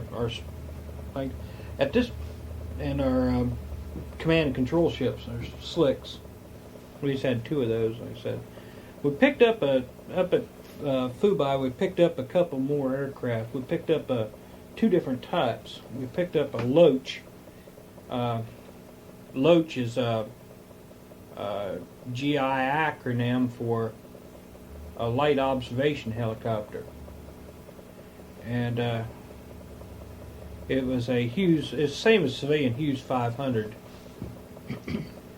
and the OH-6A. Kind of looks like a cross between a martini olive with a toothpick stuck out of the back end of it. We use those for scouting. Their call sign, so we picked up call sign for our gunships was Black Angels, and for the Loaches we called them Freddy Football. They look like a football. We get right down to the nitty gritty of it. It's ugly little helicopters. They'd carry. Some of them we had the capability of putting one minigun on them and about 1,500 rounds of ammo, which 1,500 rounds of ammo with a minigun isn't very much. When the minigun shoots 4,000 or 6,000 rounds a minute, I think those were stepped down to they'd only shoot 4,000 rounds a minute on the Loach, but it just had one. It had a little sting to it, but mostly we'd fly with a door gunner.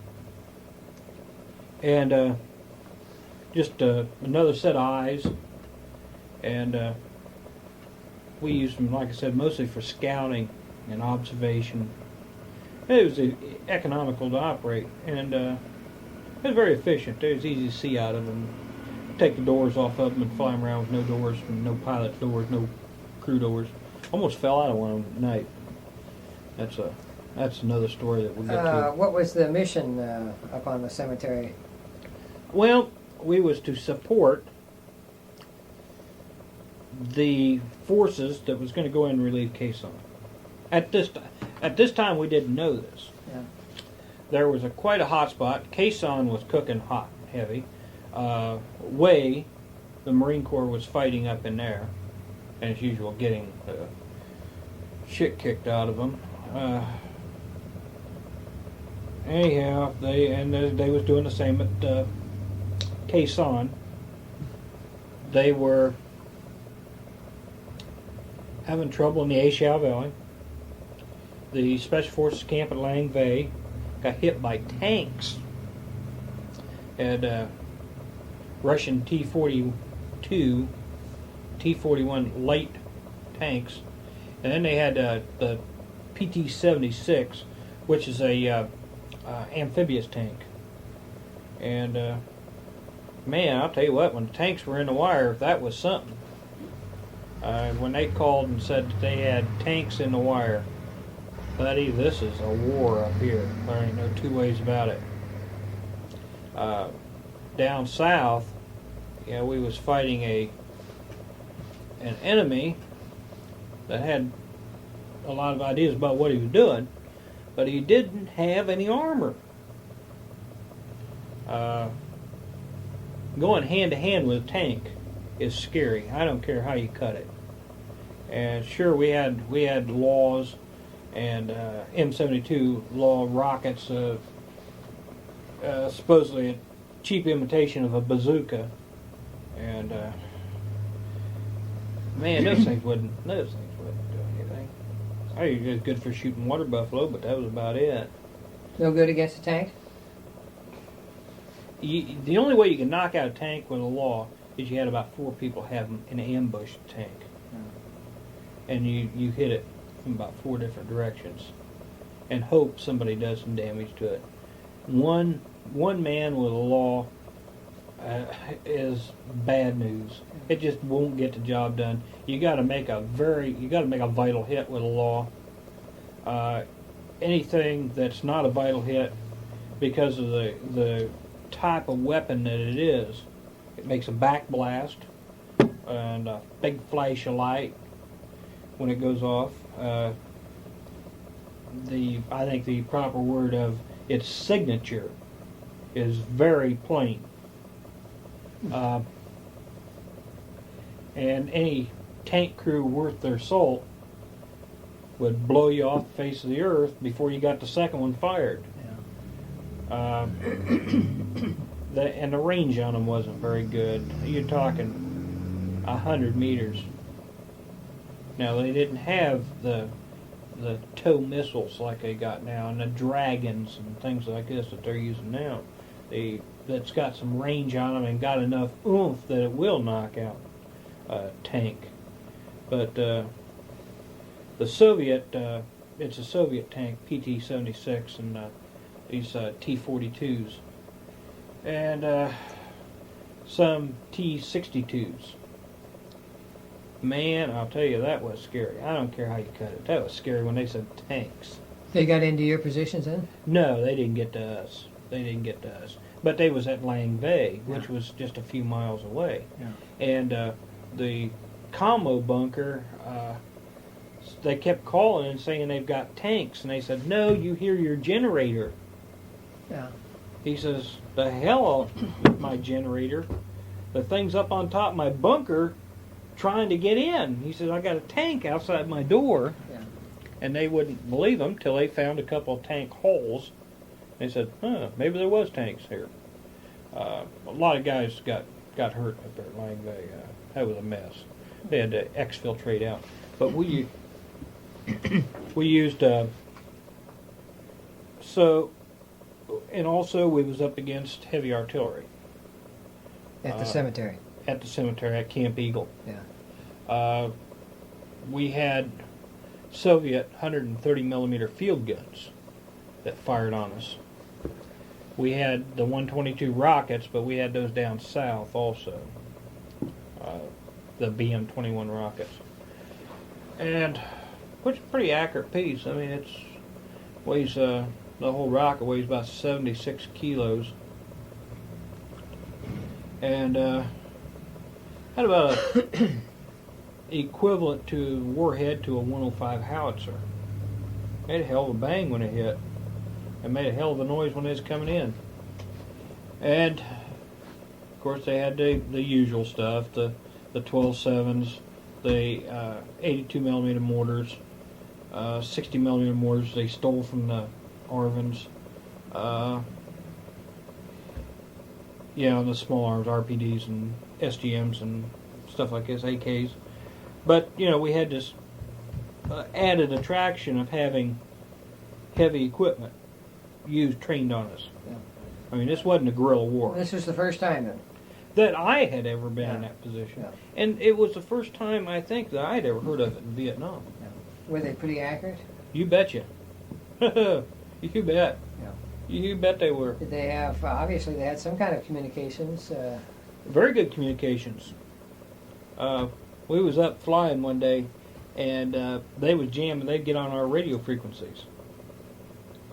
And Vietnamese for come here or come in is La Di. And one day I hear somebody on our radio push, and we're up flying some kind of mission, and we got 2 fully armed gunships, and we hear somebody come on there, La Di helicopter, La Di helicopter, and said, I think that is somebody trying to lure us into a trap. So we talked back to them, and they kept saying, La Di helicopter, La Di helicopter. So pilot, he switched around. We have a device on the aircraft called an ADF. It's air direction finder, automatic direction finder. And this, you can tune it to the radio, and it's got a dial on it, like with a compass, and it gives you the bearing to that transmitter. Transmitting, yeah. So as long as he was transmitting, the little needle was pointing to where he was at, relative to us. So what you do is you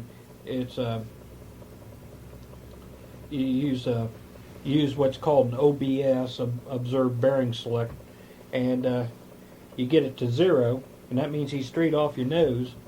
And I remember the pilot saying over the intercom, he says, "Keep talking, you son of a bitch, here we come." Just keep talking, you son of a bitch, because we're on our way. Yeah. And you got him, huh? No, we never did find him. Yeah. We just couldn't find him. They quit talking, and that was the thing. They had an EC-47. Army had some. It's called AP-2H Neptunes. These were big transports or bombers that the Navy had, this Korean War vintage, and they was used over as gunships. But the Army had some, and they was used by a communications company to find enemy radio stations. The same way, yeah. Right, and they would pin them down, and we would, they would They would target. How they do it is target them for H&I fire, target areas for H&I fire where they picked them up, or we'd send raiding parties in. The one Vietnamese dictionary that I got, that's where Vietnamese English dictionary. That's where I got that. Was in the A Shao Valley at a clandestine radio station, radio listening post. Yeah. What is our career taking now? How much longer we've got to go? And Well, we're working on February of 1968. Got about 2.5 more months, 3 more months. are you getting nervous when they start giving you some pretty heavy incoming? And figured, hell, I've survived so far, and I'm a second tour. Well, no, not really. I was surprised myself. I just took it as, well, that's another day, another dollar. I just never got wounded. Like I said, I enjoyed myself in Vietnam. I enjoyed the military. I really did. Yeah. Later on in the narrative, you'll find why I didn't stay. Yeah. That's coming up very shortly. But, life at Camp Eagle was mostly boredom, highlighted by terror. Mm-hmm. We had the outhouses, burning the crap out of them. That was one detail we had every day. Somebody had to do. We passed around. We had a deal where we had the OP. We had the perimeter. We had 2 bunkers for our perimeter. We had a listening post. We had the radio watch and ops. And we had 2 crews on alert. Cover medevacs and stuff at night. So if you pulled, you was on alert crew. And then, if you wasn't in the maintenance section, that's all you had to do. Maintenance people, they work their fannies off day and night, keeping the helicopters running, keeping them patched up. But if you was a flight crew, you wasn't doing nothing but laying around. Or doing some phony job. Yeah. But a lot of card playing and hell raising up there. Drank an awful lot of beer. And They have any women in there? no. None of the village came in? Or? Nope. The reason is they learned a lesson. When you let the Vietnamese into camp, you got problems. You usually get hit. And we got, several times we had fire register on us, mortar attacks during the day and night. You sit around and watch the jets flying and, bombing out from the perimeter somewhere, maybe 2-3 miles away and watching jets working. But I got, flyer missions, you covering medevacs was a big thing. Covering air assaults, going in with the troops, troops in contact. Missions, they started mounting up, and the hours were mounting up, and you flew a lot. I mean, just constant flying. You never got any sleep at night if you was on alert. You just flew. You get 4 or 5 medevac missions a night. That would be go out to pick up wounded men. We didn't pick them up. Yeah, we covered the helicopter that picked them up. Yeah. And it was a lot of strain because of flying at night in the mountains, in bad weather. You've got to go if somebody's hurt. You might die, if you don't go. So you want to do everything because you'd want them to do it if you was down out there. Did you use your lights at all? Well, you could. Yeah. The dust off did. And the lights, the way we fixed the lights would be blanked off on the bottom. You just painted them black up to halfway. So if you was above it, you could see it. Yeah. You could see where he was at.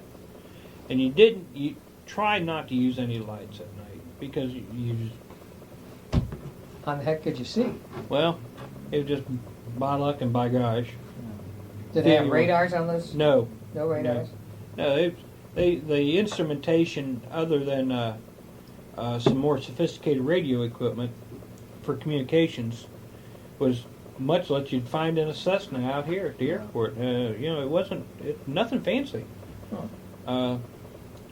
It was all done with a map and a compass, and all you'd use your radios. Maybe you get a fix off of a thing, or you could get vectored. Panama radar was near us, and we'd get a vector off Panama. Say we want to go someplace and we need to get there at night. We'd get a vector off Panama. And they would put us where we wanted to be. Say Angel 2-1. Head 360, and and then they'll say, okay, brake right, heading 040, and they just bring you in where you need to be and get you there in about the best way they could. Yeah. But they were watching on radar. Right. But you had no altitude. Well, you had your altimeter, and you knew your altimeter settings. You had a map, so you knew about where you was at all the time, so you could tell the elevations. Yeah. It was tricky. There was no doubt about it. Besides that, but another thing is, most of the time at night flying, on a good night you can see. Where it got tricky is when you got into weather, day or night, and it was. I can imagine. That was scary in the mountains and flying, what's called nape of the earth, right down on the deck. You flew. One of the ways you flew, there's two places you flew. You flew right down on the deck under 500 feet, or above 3,000 feet. If you flew from 500 to 3,000 feet, you could liken that to be a skeet shoot. I mean, you was target practice. You was dead meat. Yeah. We call that the dead zone. 500 or lower?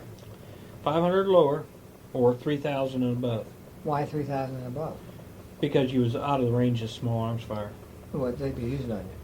Well, they'd be 3,000 feet. They could use an RPD or a 12.7, but it's hard to hit. I mean, the thing is, you would see they wouldn't get you with the first round. Would they put a lot up? Oh yeah, they put a lot of rounds. They put a lot of rounds up, but you see the tracers coming up, and you can start jinking or taking evasive action, and putting some G's on the airplane or on the helicopter, and basically you're turning, you're messing up his firing solution. Yeah. That's hard to hit, because you're going 100 miles an hour. You're over a half a mile away. It's hard to hit you. Yeah. Is he using radar too? No, he's using sighting. Kentucky windage and trying to follow the tracers. Yeah. And that's what he's doing. You see, that's why you had the gunner and the crew chief with their heads out the door all the time. You don't look inside the airplane. Ain't nothing inside there going to hurt you. Yes. It's outside. It's the ground. Yeah. And it's we had a your head's always moving. You're always watching. And the pilot and co-pilot, if it's kind of interesting to see them, if you really watch closely, you always watch them when they're moving, their head's moving, like it's on a swivel. And, if pilots are flying, they say it's better to have a stiff neck than a broken one. That's right. I could run. And so it was some scary times. We covered a medevac one time at night that we come close to killing some of our own men. Well, I mean, we come with just a hair of doing it. It was, we got a call. They scrambled as we lit the fires, took off, and met up with us, dust off. And he was going to lead us into this place. He knew where he's going. We didn't. We just going to cover. And at night, we seen tracers coming off this hill. And like I said, he had his lights blanked off. We could see most of him. I mean, we could see where he was at. And he's down here in the middle of this mess. And you see tracers coming one way and tracers going another way. And off this line, you can see the gun flashes twinkling when they're shooting it up to us. and you could see it was a mess. There was bullets flying all over down there. We watched the tracer.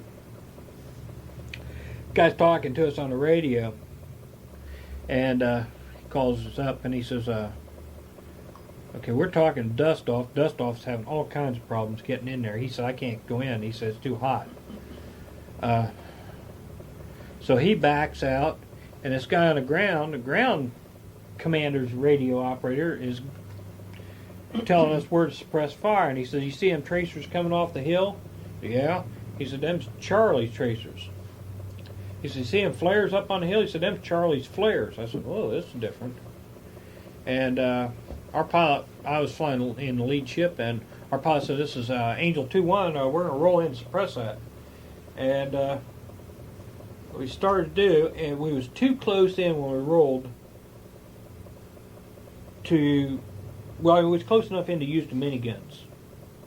So we rolled in, and we was going to get them long ways down their line, to do the best shot. Just, instead of coming in and out of the line where the narrow, we get it long ways and just hose it down. And at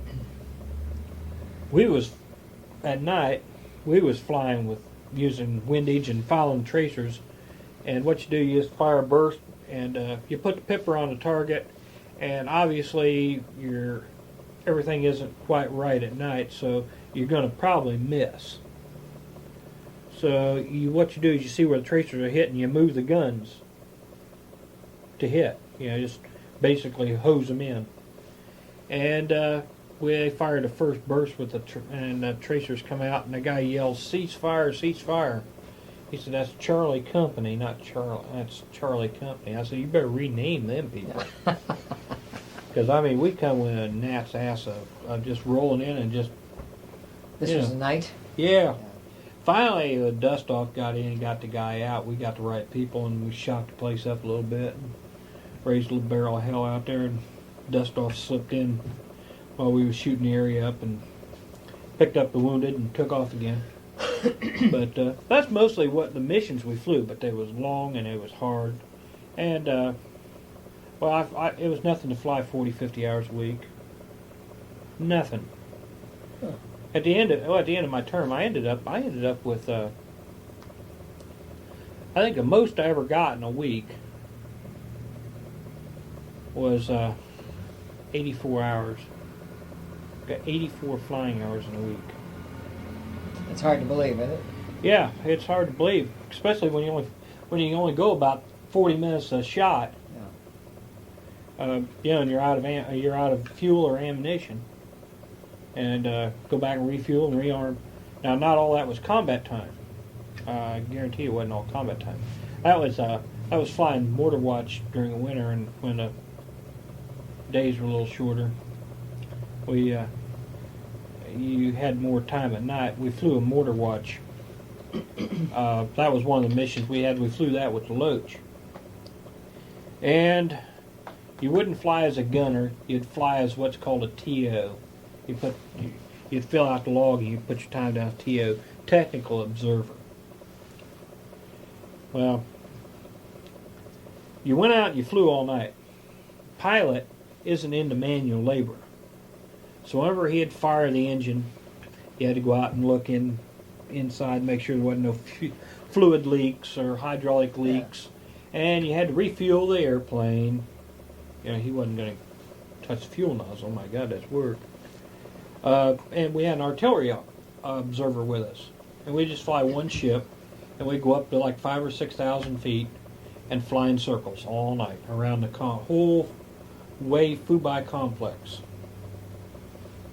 in a Loach. Like I said earlier, we picked up a couple of different types. We picked up a U-6A Beaver. Now this is a helicopter outfit. Somebody found out that we're supposed to have this fixed wing liaison airplane. And it's a giant bug masher. It is big, single engine airplane. But one of the capabilities of the Beaver, and it's built by de Havilland, Canada. Got 450 horse Pratt & Whitney radial engine, big round engine on it. And it will fly and take off on a dime and give you 9 cents change. It's STOL, short takeoff and landing. Fly slow. I mean, just sit there and crawl. You can fly a thing at 40 miles an hour. It's just a big Piper Cub. But it's big. Got about a 60-foot wingspan. It's big. Hull, you can put 8 people in it. Holds 5 comfortably. And we started flying mortar watching this thing. Take the doors off of it. And we ended up using it. 'Cause flying a helicopter is tricky. I mean, you got both hands. It's like rubbing your belly and patting your head. You got both hands and both feet going all the time. It just takes a lot out of you. You go and fly 12 hours in a helicopter. You know it. Yeah, you've had a full day. Flying 12 hours in a Beaver was easy. You could trim that thing back and just sit there with one finger on the wheel. You know, just turn. And the loiter time on it was a lot longer than a helicopter. And it was smoother, it was quieter, it was easier on the body. So we'd just drive over to Fubai and we'd fly the Beaver all night. Well, this thing was a piece of junk. I mean, it was trashola. Yeah. So we took this thing apart, rebuilt it. Got some fancy avionics, aviation electronics. Fixed the airplane up, really nice. Put a new paint job on it. Put a tiger shark mouth on it. Big screaming eagle on the tail. And away we went. One of the capabilities of the U-6A, right from de Havilland, it's used for observation, photo mapping. It's got a hole in the back end of it, in the cabin, in the rear part of the cabin, about 8 inches in diameter for a K20 camera. It's an aerial photo mapping camera, and you pull his plug out and open up his hole. And I got to think, well, boy, this would be great. Now we're up here flying around all night. Why don't we put some flares in here? And the same ones the spooky gunships carried, Puff the Magic Dragon. And everybody called them Puff, but their call sign was Spooky. And the bigger ones, the AC-130s toward the end when I was there, were called Spectre. Did you use your flares off of this ship? You betcha. You betcha. And Mark 12s, boy, drop them right out there. We'd light up the jungle. Pretty neat. They got a little static line on them. Yeah. Well, we dropped the things out the hole, and when you dropped them out, they would. They had a knob, a little turn thing, looked like your timer for an oven. You set a timer on them, and you would drop this thing out the hole, and when that would pull a safety pin, the static line would, and the thing would free fall for whatever time you had set on it, and then it'd explode, and it'd open a parachute and light the flare. This thing come down under a big parachute, and they were about 3.5 points in diameter, the flare. Magnesium, really bright. And back when I was a mere child, I set one of them off here. I had one of them when I worked at the airport. An airplane crashed, and I ended up with one of the flares. And I lit it with a match right in front of the old train station down here, and I swear, at Thorn Street, you could read a newspaper. Scared the hell out of me. I mean, when I lit that thing, that was as bright as it got. I figured, it would start on one corner and, get bright. Yeah. My God, that thing went woof, and that was it. And I said, oh, please go out. Next day it was in the police briefs that and the plane dealer that there's a report of kids somebody using high-powered fireworks right there behind Wilkerson's lumberyard. But boy, they're bright. I mean, you can see a half a mile away. You can read a book with a half mile from. Quite a deal. Quite a deal. So I'm So whenever one of these medevacs would have to be covered, we'd fly over there and drop our flares and keep the target lit up, and make it easy for everybody. You know, they could see the ground. The gunships could see where everybody was at. Medevac could see what the ground looked like, and there we was up there playing Firefly.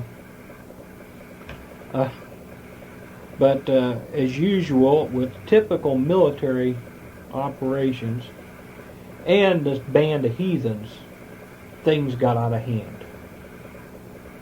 Oh, one little tidbit about this U-6, this fixed wing airplane and helicopter. So now we had the Black Angels, Freddie Football, and the Red Baron. This was the Red Baron. And we just had a couple of people in the outfit that could fly it, so we flew it. And like I said, one of the things about it, they have one: photo mapping, paradropping, medical evacuation, and bombing. So we had the bomber. This thing has 4 bomb shackles on, and up on the overhead, it's got arm. You select arm, and then a button on the pilot's and co-pilot's wheel would drop the bombs. 250-pound frag bombs hung on these things. So we use this thing for dive bombing,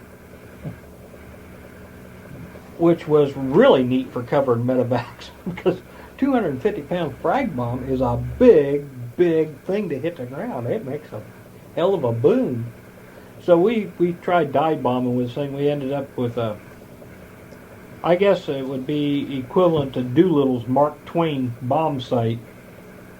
A grease pencil mark and you line it up on a rivet on a cowling, and when you put that sight picture on it at 1,000 feet, you pickle off the bomb, and it hit pretty close if there wasn't much wind.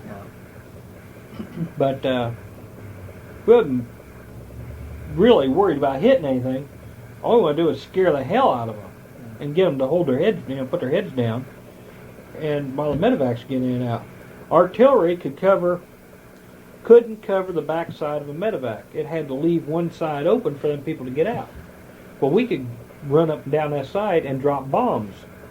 Or, when we decided, let's try a machine gun in the door. Well, that worked it real well. Then we tried glue bombs, which was this ungodly rubber cement that we got in 55-gallon barrels to fix tents. With a WP grenade, we put it in 5-gallon cans, and put a WP grenade inside of a bottle, taped to the side, with a string to the pin. And you fly along at about 200 feet, and you throw the glue bomb out the door, and it pulls the pin, and when the thing hits the ground, the glass that this is in breaks, and the glue is spread all over by the impact, and the white phosphorus sets it on fire. Glue bombs were pretty neat. They were pretty hairy to handle too. Glue really burnt. I mean, glue burns well, and matter of factly, whenever you see one of these stuntmen in the movies on fire, rubber cement's what they use. So it works. It burns really neat. 5 gallons of it makes about all the fire you want. Now, would that light the area too? Well, we wasn't using it so much at night. We were just bombing. Yeah. We was out just raising hell, out in free fire zones. Then we put a gun in it, and then the last thing we did was and we decided we better quit while we was ahead, was the mortar bombs. We took a mortar rounds, 81 millimeter mortar rounds. Now these things got a setback, a bore riding ejection pin. What you would do, what we did, we took some angle iron and connected it to the steps and put a bolt through it so it hinged, and you could set the mortar rounds on the inside, just line them up. You take a pair of pliers and pull the bore riding ejection pin out. All you need is about 5 pounds of pressure on the nose of this thing. It's going to go off. Uh-huh. So we had the rack built. So what you did, you took and took the bore riding ejection pins out. These things are live rounds, unsafetied now. And you just pick up the end of the rack and just let them roll out the door. Uh-huh. We decided we better quit there. That was that was getting a little bit too hairy. We got a minigun. We mounted a minigun in the door and tried to play like junior grade Puff the Magic Dragon, and that was a handful. It was too much. We had just about everything imaginable. At one time, there was even consideration of putting a 90 millimeter gun on it and having me reload it in flight by reaching out, shoving another round in it, a recoilless rifle. Mm-hmm. But we said, nah, we better not do that. We was going to build a mount and put it on a strut. Uh-huh. And go out looking for tanks, because that was an anti-tank round. No, we better not do that. But we stuck with the bombs.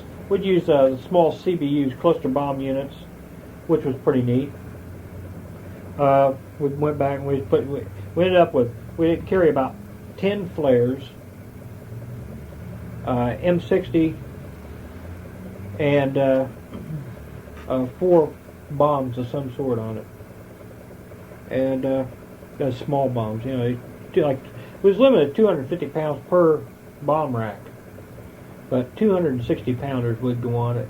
If you just couldn't pull any G's with the airplane, you couldn't do anything really. Would you fly principally or mainly at night? Principally at night. No, okay. How about bad weather? You wouldn't fly? Yeah, we'd fly. We'd get up above the soup and fly. We wouldn't be doing any strafing or bombing or hell raising.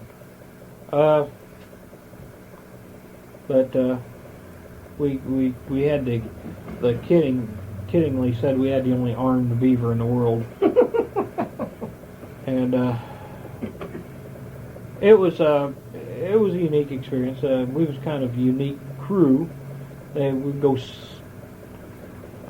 skulking off every night over to there, and what are you guys going to do next?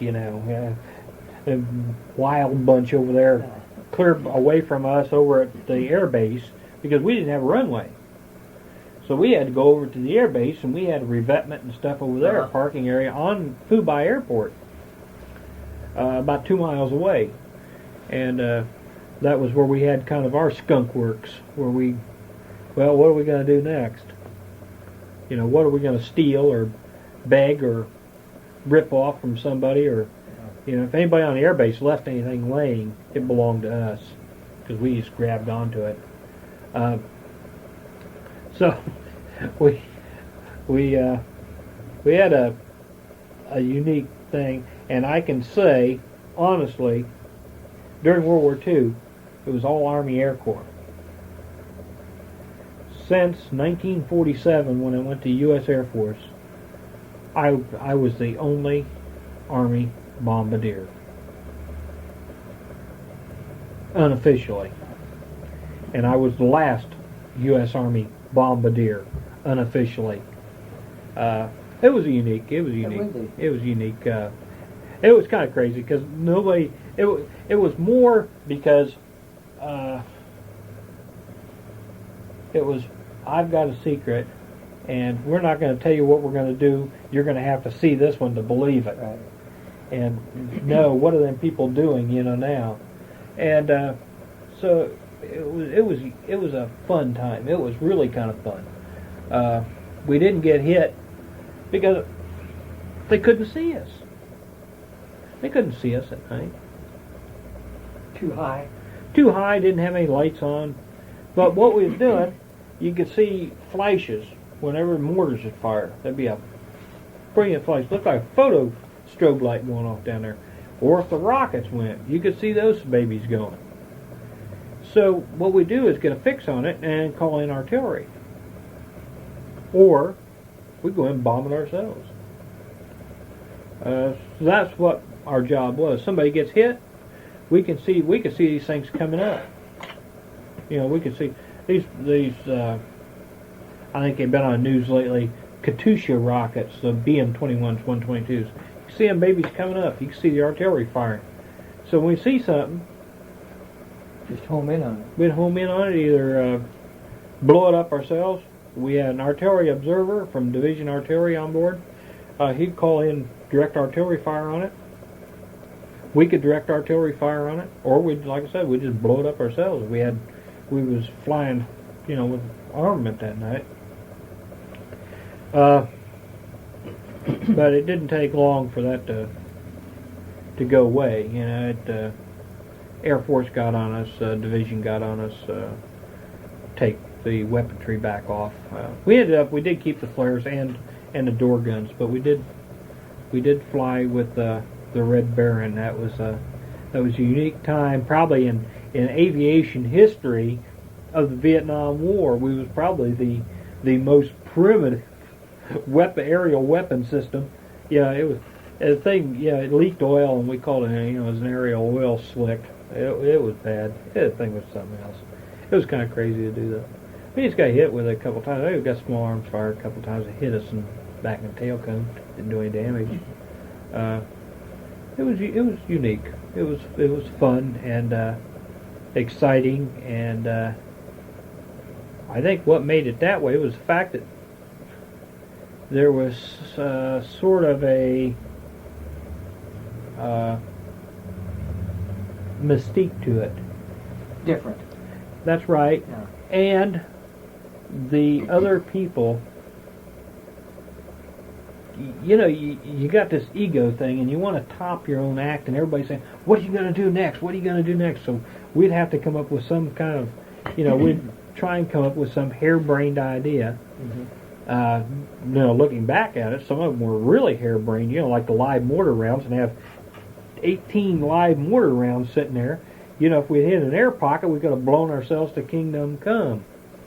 Or if we would have had to made a forced landing, we'd have blown ourselves to kingdom come. I mean, it wouldn't have been pleasant at all. And the glue bombs, we could have set the we could have set ourselves on fire. But the bombs and the guns weren't bad. Are you rated by this time? Were I rated? I was a sergeant. I wasn't a pilot. Got to fly a lot. You know, if nobody. Were you drawing flight pay or combat pay? Flight pay and combat pay. Flight pay and combat pay. Yeah. What's your career now? What's happening? Yeah, things are going pretty smooth. I'm thinking about re-enlisting. Your time is almost up. Time's working on getting up. I got a couple months to go, and right. Things are looking pretty good. But one day, I'm driving down through the Camp Eagle complex. It's a big place. It's 2 miles across, division-sized base camp. And well, it's got its own roads and dirt and typical Vietnamese red dust. And it's during dry season. I'm driving across this thing, and talking in April, May, March. Pretty dry. Driving through the thing in a 3/4 ton truck I'd been over to the air base at Phu Bai, and had to drive the length of the base. And I hear this guy yell, "Hey, you!" So I pull over and see what's this. It's military police. I said, "What's up?" "Hey, come here." So I went in to see what the deal was. Well, I thought maybe I dropped something off the truck or something, something was wrong. So I went to Went in there. They said, "Hey, come here." So I went in the tent, and this MP sergeant was there, and it was the MP's tent, headquarters. He says, "I want you to know there's a 5-mile-an-hour speed limit through here." I said, "Well, I wasn't going that fast." He says, "I followed you for almost a mile, and you was doing 7 or 8 miles an hour." I got a traffic ticket. I got what's called a DR, delinquency report. They held me at this MP station. My first sergeant had to come and bail me out. I mean, he had signed for me. And I said, "What kind of bull is this?" This guy named Olinto Barsani, he was commander of the 101st Airborne Division, Major General, said that the trucks and stuff was raising too much dust around his little area, and he wanted the MPs to patrol this. And anyhow, Barsani said that I must be the culprit. They're going to make an example out of me for going 2 miles an hour, 2 to 3 miles an hour over the speed limit. They give me an Article 15. In an aviation company, your commander's a field grade officer. A field grade officer's Article 15. He can reduce you down to zip, fine you, forfeit 2/3 of your pay for 6 months. Well, I got reduced in one grade from E5 to E4, and fined $250. And I said, "Buddy, this is too chicken shit for me." So I filed an appeal on that because I said that's a punishment, doesn't fit the crime. And it went to the staff judge advocate, and they give him my rank back.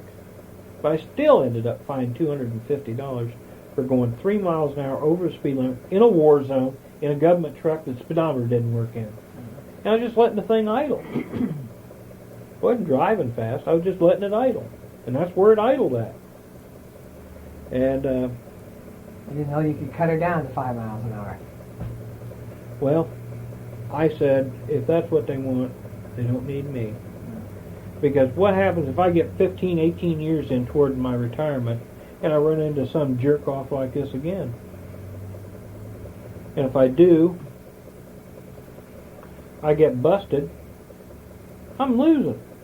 I'm going to lose on my pension and everything. Mm-hmm. I said, I don't need this. Mm-hmm. I don't need this. If this is the way they're going to fight a war, they're worrying about this, and I put my fanny out on the line, and I get a DR for a traffic ticket, get off my back. I don't need this. So but I did get my stripes back, which was important to me, but $250 wasn't no big deal. But still, $250 fine for that, you wouldn't even get a ticket for it here. Mm-hmm. I mean, the police wouldn't even turn his nose up at you for 3 miles an hour over the limit here. Yeah. It was a little, it honked me off a lot. Well, how do you finish out then with? Well, I'm back to flying. I'm flying, and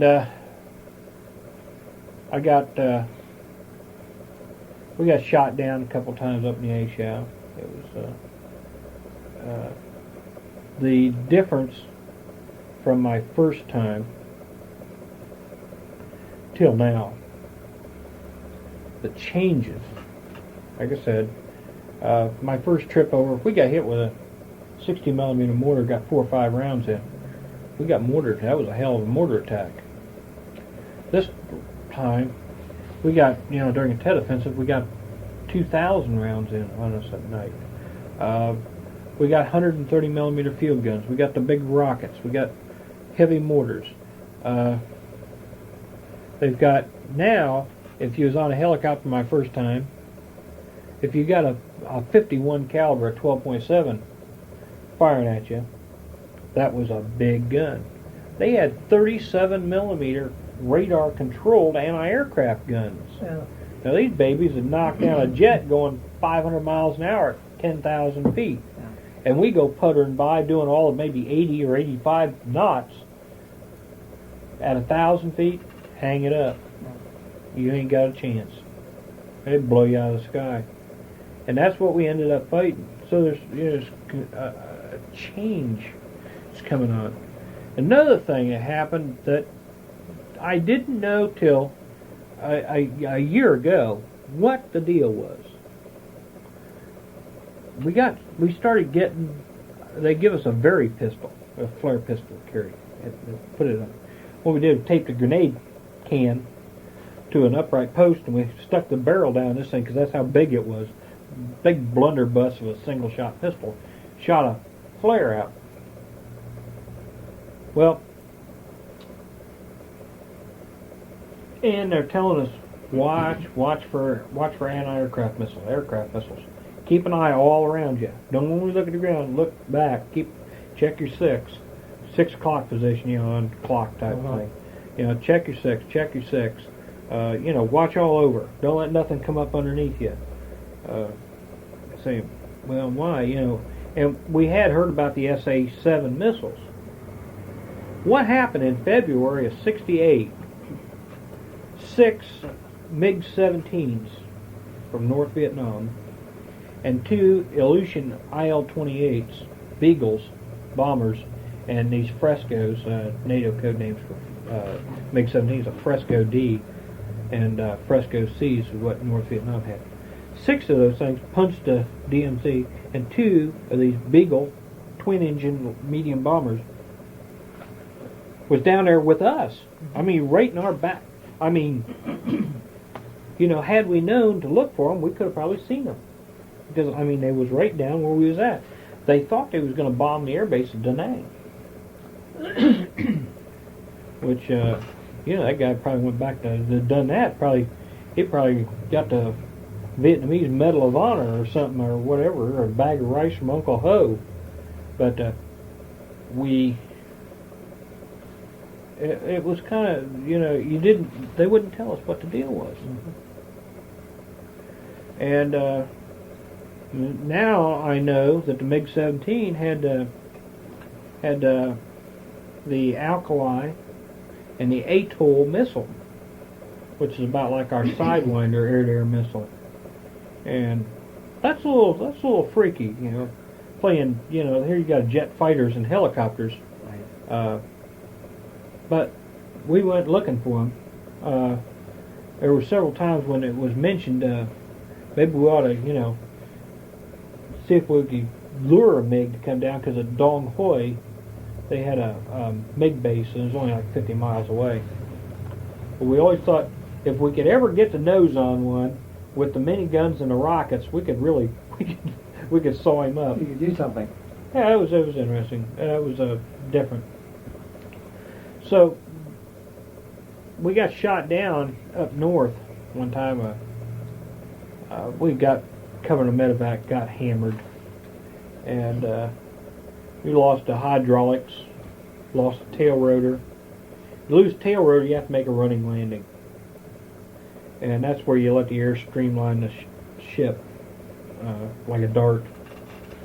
And you got to carry about 40, 50 miles an hour, because you start pulling pitch, the ship will spin. So you don't want that. So you got to carry a lot of forward speed in. And we lost the engine. Had all kinds of.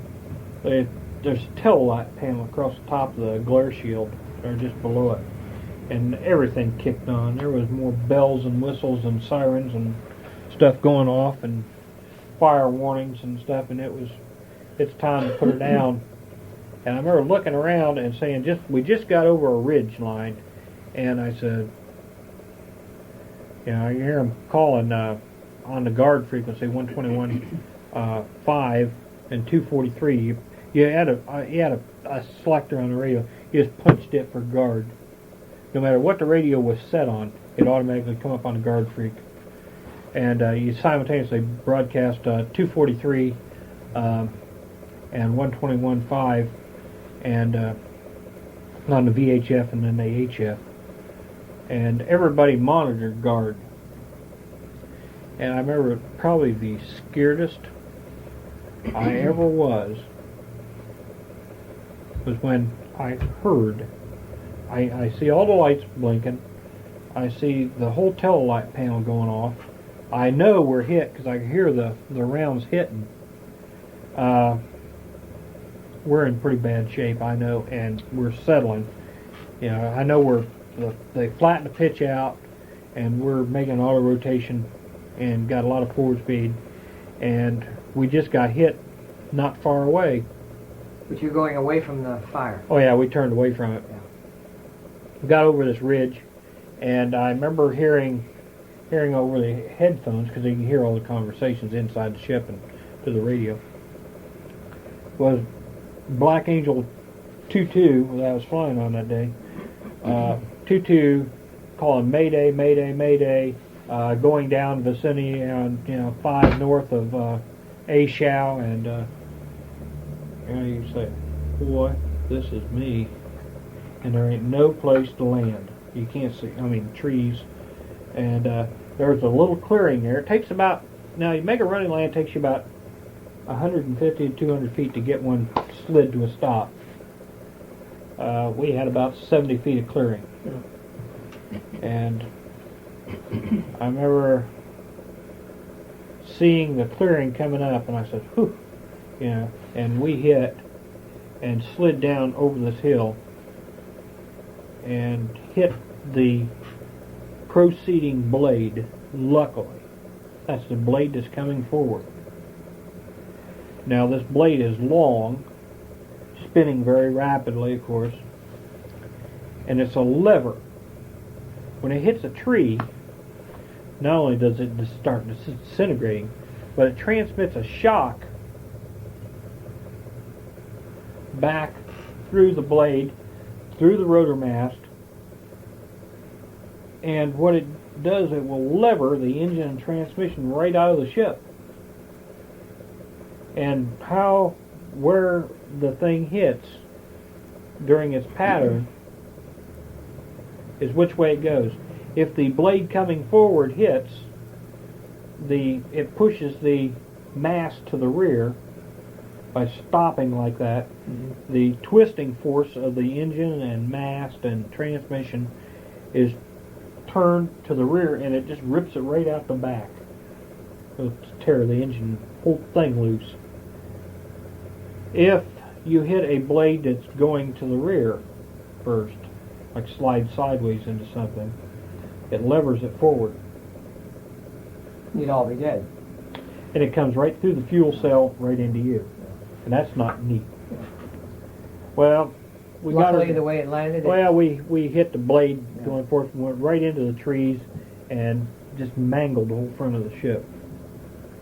Well, we jumped there. Nobody got hurt. Well, a guy got scrapes and bumps and bruises, but didn't notice them. And so I had enough adrenaline. I got to pick the ship up and carried it home. But it was lots of noise and grinding, and you could hear them blades hitting, and see stuff flying. I can still close my eyes and see the blades disintegrating, and the trees as big as your leg getting knocked off, and I'm saying, well, as the blade will come back in, and as it breaks and pieces of it, and it's hanging down, as it spins by, it'll take the cockpit right off go right through cut through the cockpit. As a blade or the mast or something breaks, and it'll spin. Luckily, everything got yanked out the rear, and it was away from us, But hitting trees in helicopters is not a proposition you want to do every day, because there's so much stuff flying that you get hit by it. You get hit by something, it's going to kill you. I mean, you're not going to be able to stop that rotor blade. And we stopped, and it was quiet. I mean, just eerie quiet. Like I said, we carried 2 M16s, 4 sidearms. We carried 2 45s and 2 38s, 4 M16s, a grenade launcher, 2 machine guns, all kinds of grenades, smoke grenades, and there was a big log. So I started carrying this stuff out of the helicopter, and we got everybody together, and I stacked this stuff, started stacking weaponry up on this log, and I said, anybody wants this log, whichever way they come from, I'm going to get on the other side of it, and they're going to have to put up one hell of a fight for my log. And we just got down behind the log and had all our weaponry out, and wondering, is this going to be the last stand? Because it wasn't, maybe 1,000 meters away, we got hammered. So they're in the area. Yeah, and they're probably, when they seen us going down, they probably was on their way to see what they could get. Because, even if we was dead, they still want the weaponry and the armament off the helicopter. And we just got everything set up, and basically said, well, this is it, boys. This might be, the little bighorn here. But if they want our log, they're going to have to put up a hell of a fight. And about that time, whop, whop, whop, whop, whop. Here comes a slick in to pick us up. They heard our distress call and rolled in and picked us up. And of course, our other gunship was up there. But the gunship couldn't land in the mountains and pick us up, because it just had too much weaponry on board. It weighed too much. But he was in the air, and he could have. We was talking to him on our URC 68 radio, this little pocket survival radio. We was talking to him on guard, and about that time, we just kind of sit there and had a moment to think about it. And there's whop, whop, whop, whop. Here comes the slick in. They threw everything on board, and we went back over and took the rocket tubes off and the rockets, and pulled the miniguns out, and pulled as many black boxes as we could out, and put them on the ship. And don't you fire it or anything? No, we didn't fire anything. Oh, set the thing on fire? There was called a pipe smoke. Pipe smoke was a call sign. Everybody went by a call sign, pipe smoke. We were Black Angels. Pipe smoke was a Chinook rigged to pick up the wreckage. Oh. And what they did, they went in and wrapped these bands around there, the lift webs, and basically they had a team of mechanics and infantry, like a 40-man team, that would go in. They would secure the helicopter. The mechanics would either fix it and they'd fly it out, or lift it out by the mast and haul it away, or lift it up by the thing and fly it away and take whatever, then pick it clean. So pipe smoke come in, picked up the wreckage, and somewhere in my stuff, I still have the data plate, the data ID plate for that helicopter. 66230 was the number, and I was on that first flight and its last flight. Well, I went to Dallas-Fort Worth when I was at Fort Campbell and picked that helicopter up and flew it back. So I was on its first and its last. So that was basically 66230 was my helicopter. That was one I flew on all the time. And that, and whenever I was flying on the helicopters, that was mine. So because I took care of the armament system on it. But later on, in May '68. How much time left? Not much. We're getting down to where it's pretty short now. And I'm sitting at night, I had I forget what I was doing. I was doing something at night. I was moving something. And we got hit by rockets. And I ran down the hill to our helipad and jumped on board the helicopter, because that was one of the things you want to do, get the helicopters off the ground. Pilot and co-pilot jumped in, or they was outside yet. They got in. I'm trying to get everything together and get the safety sectors on the guns and cannon plugs and the rockets. And they jumped in, and they took the time to put on their armor plate. And I didn't put mine on. I put the thing over just like we got the co-pilot got in, lit the fire, and just getting ready to pull pitch. And I reached down, I grabbed this thing, and it goes on like a poncho. It's called chicken plate. It's hard ceramic armor. As I put it over my head and let go of it, the lights went out. 122 rocket took the tail boom off the helicopter, blew it to smithereens. I don't know for sure how long I was out. I woke up against the revetment, looking like one of the Three Stooges of the Marx Brothers that lit the match in a powder keg. My clothes were burned and in tatters. My face and hands were black. And in front of me was about 20 yards was the helicopter burning, the wreckage of it. And when you wake up from, what happened? What am I doing here? And I remember looking down and seeing my pant leg was still smoldering. And I said, I gotta put my pants out. And why am I here? Why, what happened? I couldn't remember anything. And then the rockets started blowing up, and I said, whoa, I know what now. And I started to turn over and crawl away, and I crawled down this ditch. It was just a little short piece of trench. And I'm all by myself down there.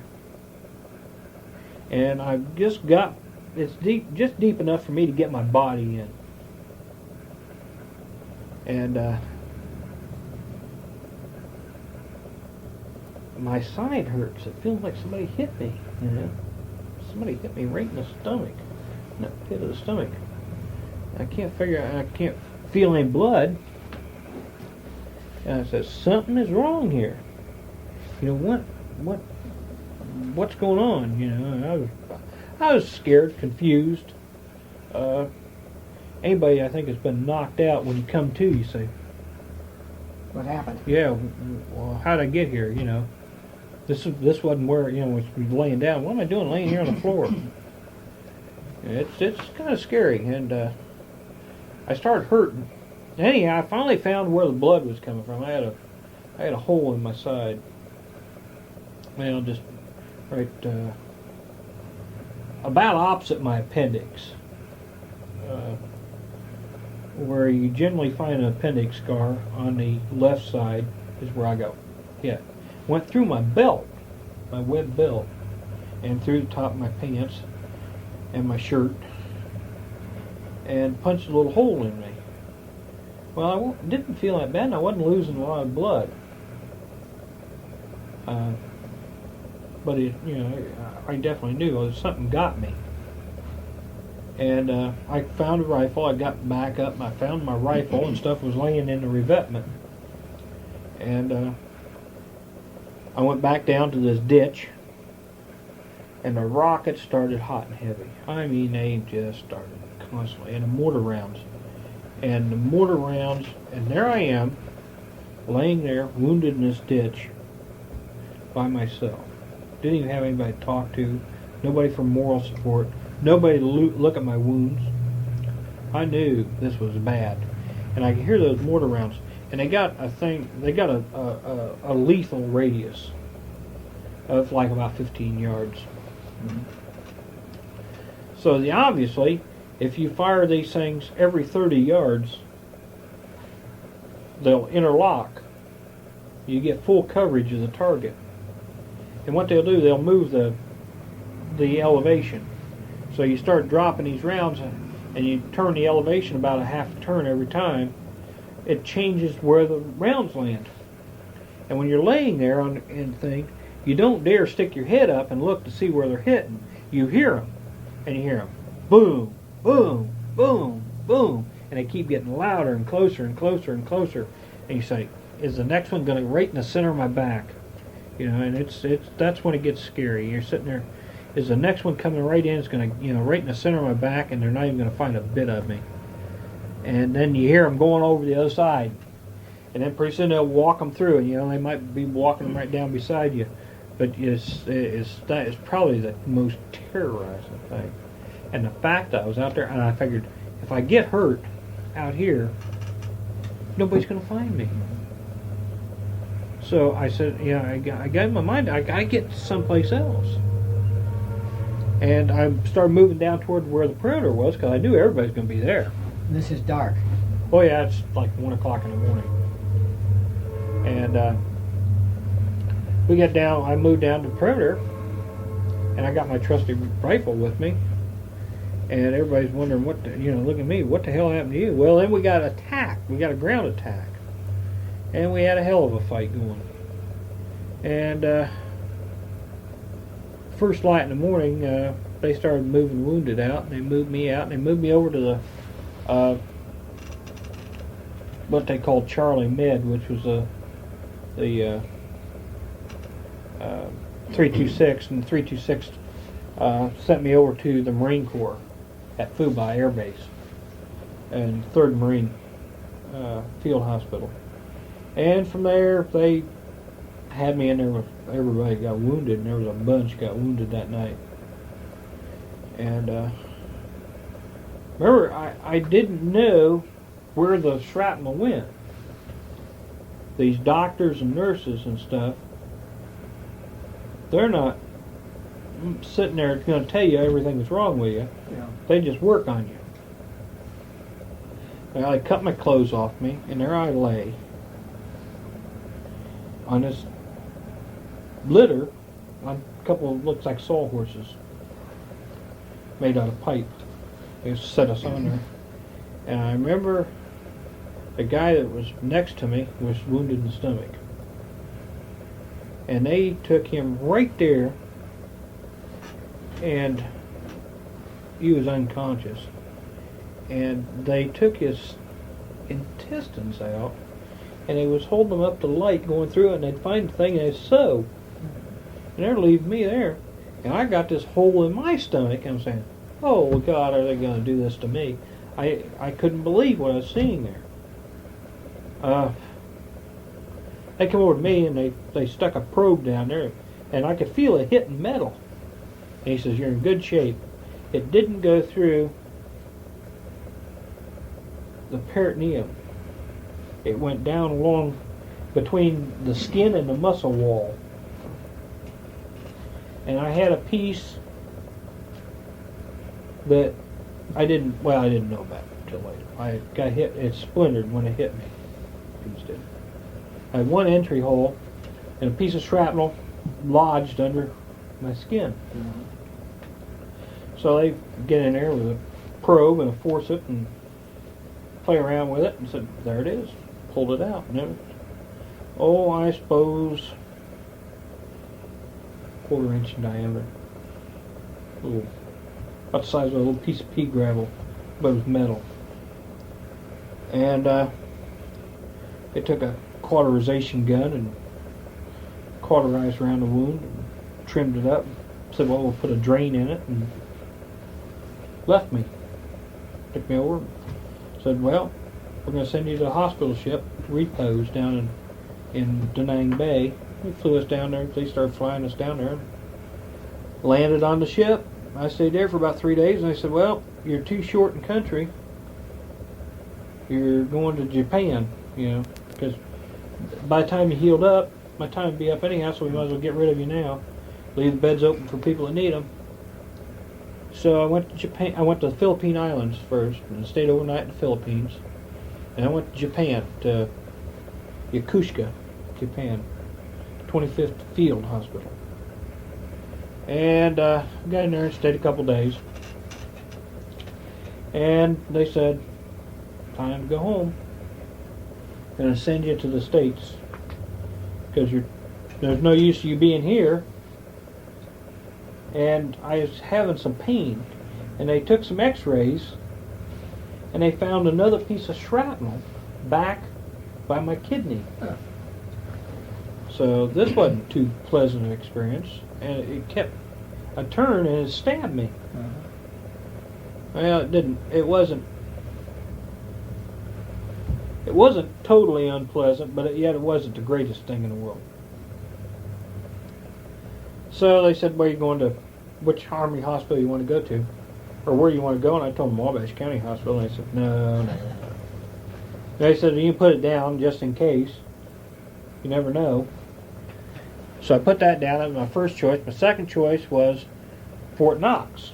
That was the closest Army hospital to home. And anyhow, I went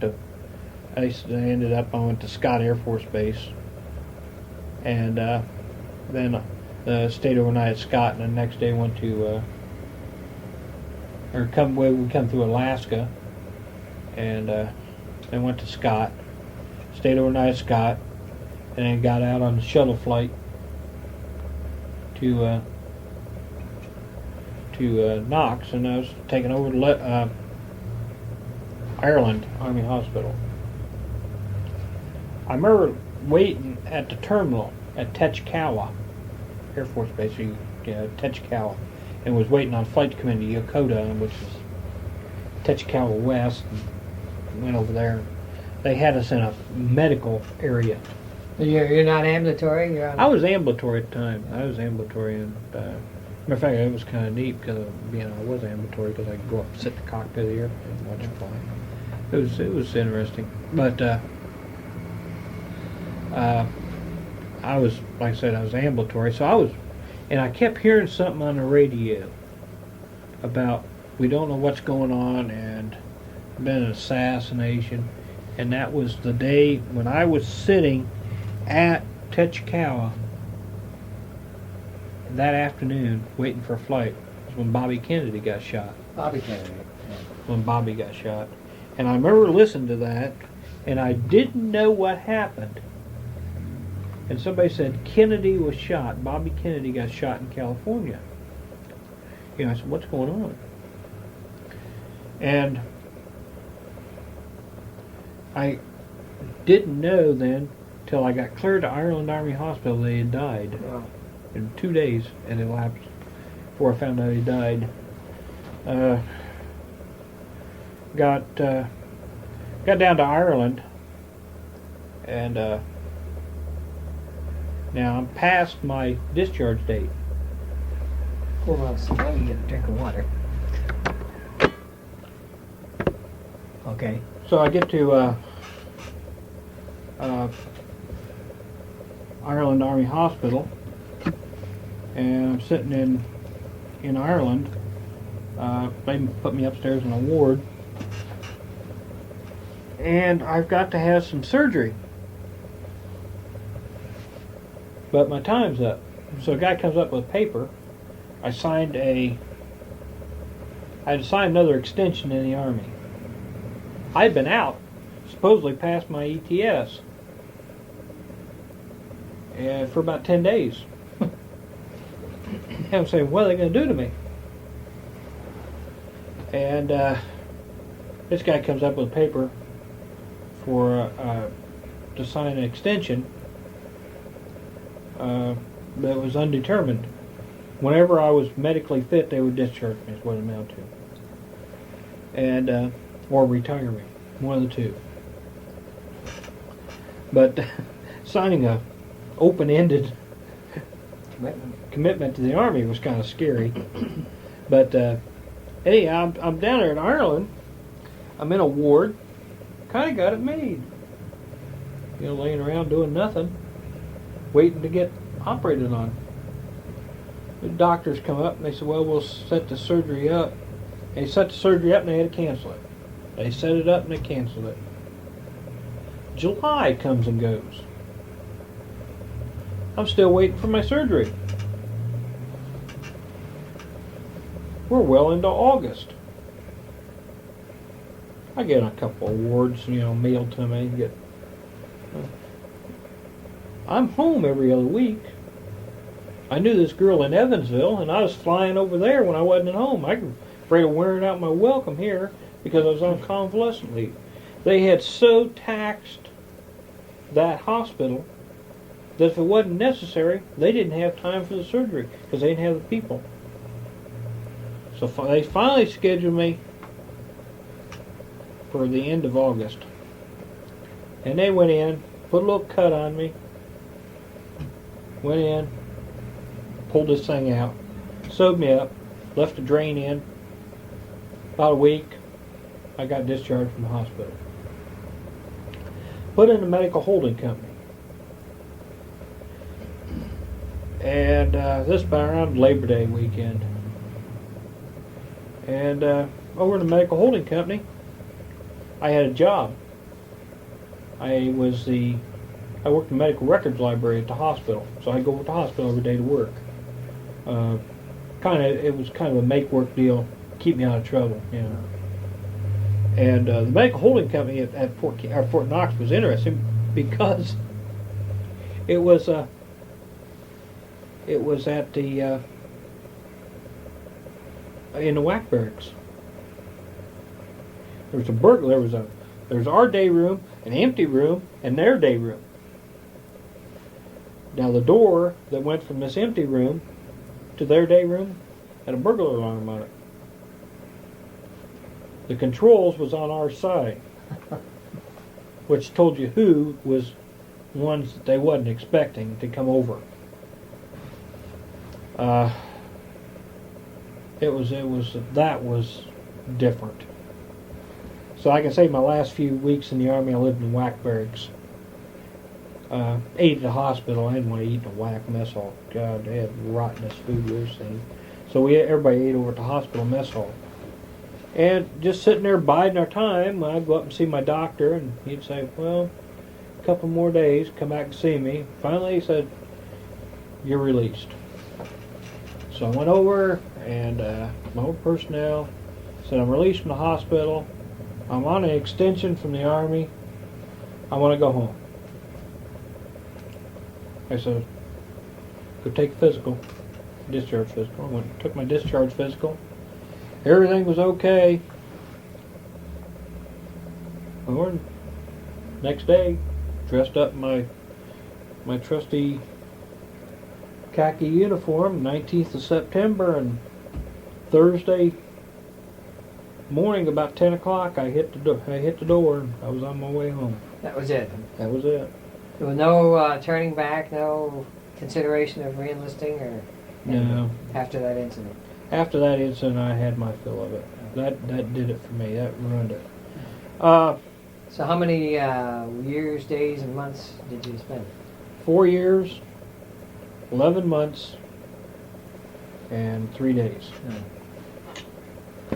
And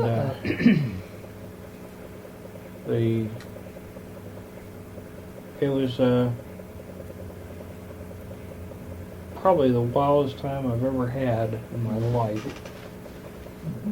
I thoroughly enjoyed it, except for a couple of things that I've mentioned. The fact that the guy, I run into a real chicken outfit, and I felt I was wrong.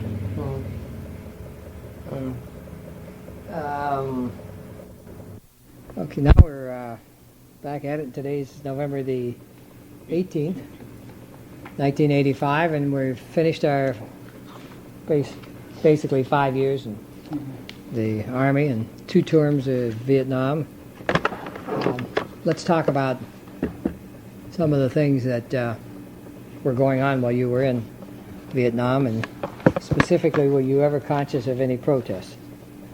Either outside the Army before you left? Well, outside the Army was conscious, and was conscious about the protest in San Francisco where we went through. So, yeah, it's one of those things we understood that there was quite a bit of protest going. Uh-huh.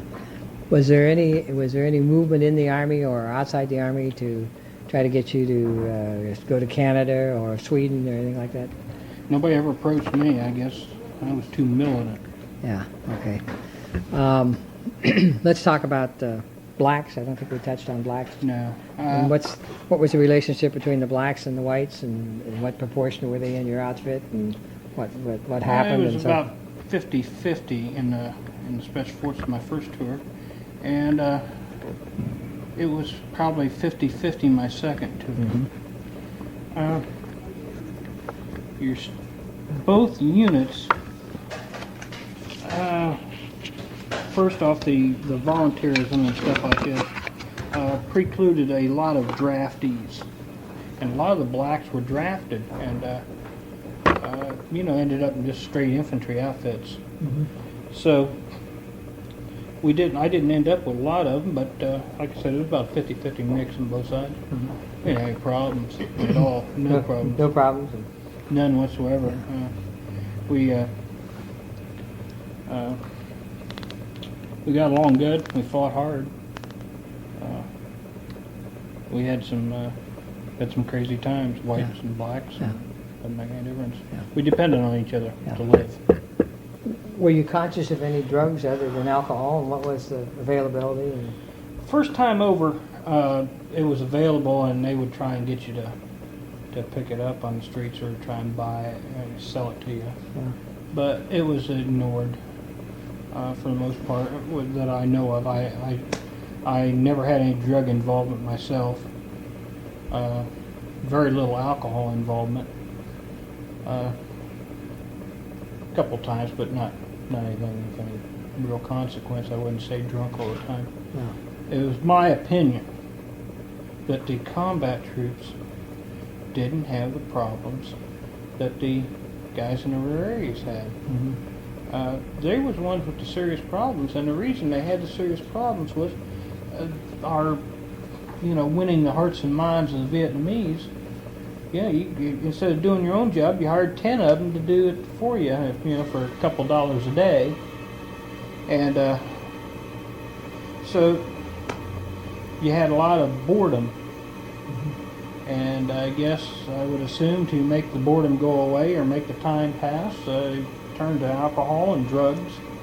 But the people that I know that were involved in it were strictly rear area people. Yeah. And I see it every day, out here. Yeah.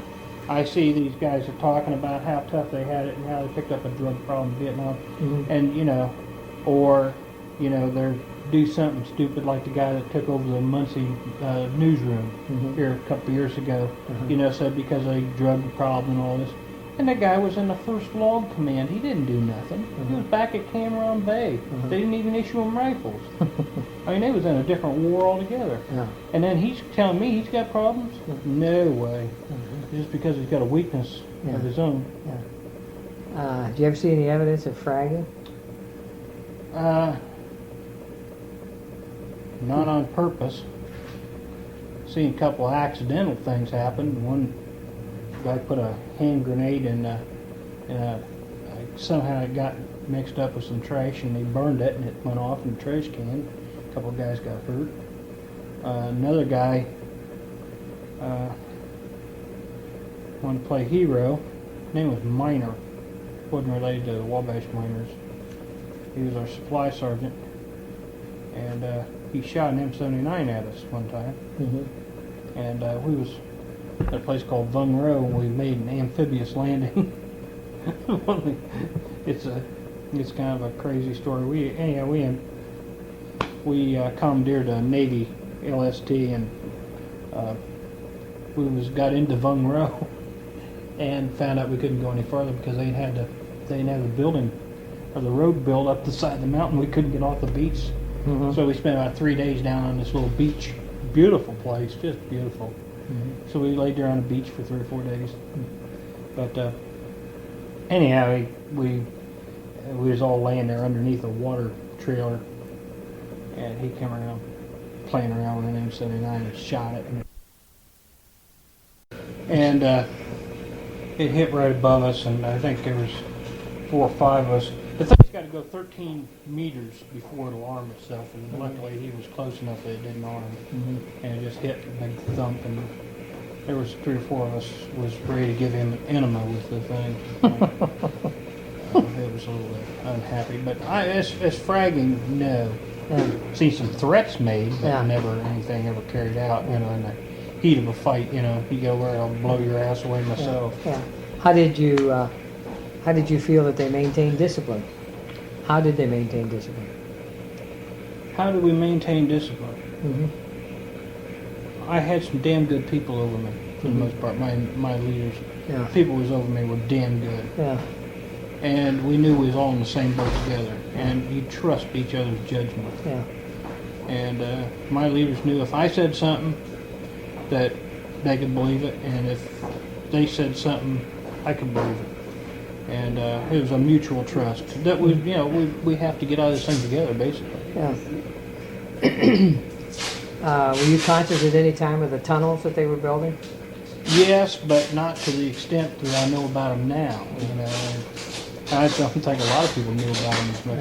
Yeah. There was tunnels, and we had trouble in some village. They had some networks built, and with false passageways, and they'd come up underneath a creek or a river or something. They had an underwater entrance, and some of them were pretty sophisticated, and others were very rudimentary, just under a house and maybe under a cooking fire. Yeah. Hard to believe in it as you look back. Yeah, it is. But they'd hide the entrances in, in the ox barn or something like that, where had the ox boo there on the floor, and nobody want to reach around in that and go in there and stomp around. So that's how they'd hide the openings. They'd put them where we didn't want to go. Incidentally, was there much activity at night? Yeah, we did a lot of activity at night. We did a lot of movement and activity at night and stuff like this. It was in the Special Forces. We played their game. We played by their rules, and we played guerrilla war when guerrilla war was to be played, and we played conventional warfare when conventional warfare. And this went against a lot of the Army doctrine and a lot of the Army strategy on this thing. The Army had a strategy to do was with guerrilla war. And like I said earlier in this dissertation, there's when we fought the regulars in the Edrang Valley, that was a regular war. That was regular war. When we was up north fighting with tanks and things, that was a regular war. And the doctrine of guerrilla warfare did not fit into that story. You had to fight it as regular war. And that was one of the problems that the regular Army had, where we had more flexibility. And that really, in some ways, tooted some people off pretty good, because they didn't like the idea that we run around together and did our own thing. There was a mystique about Special Forces. But when I got over with the 101st, we're still trying to play guerrilla war. And even though for guerrilla war we was getting shot at with some pretty heavy stuff. What was your impression of the M16? Junk. No. Why? What happened? It's not a good battle rifle. You need a battle rifle is a weapon that will kill the enemy. It's not there to be pretty. It's not there to look cute or look spacey.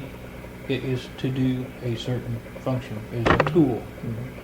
And if you're going to go out and plow a 100-acre field, you don't do it with an ox and a stick anymore.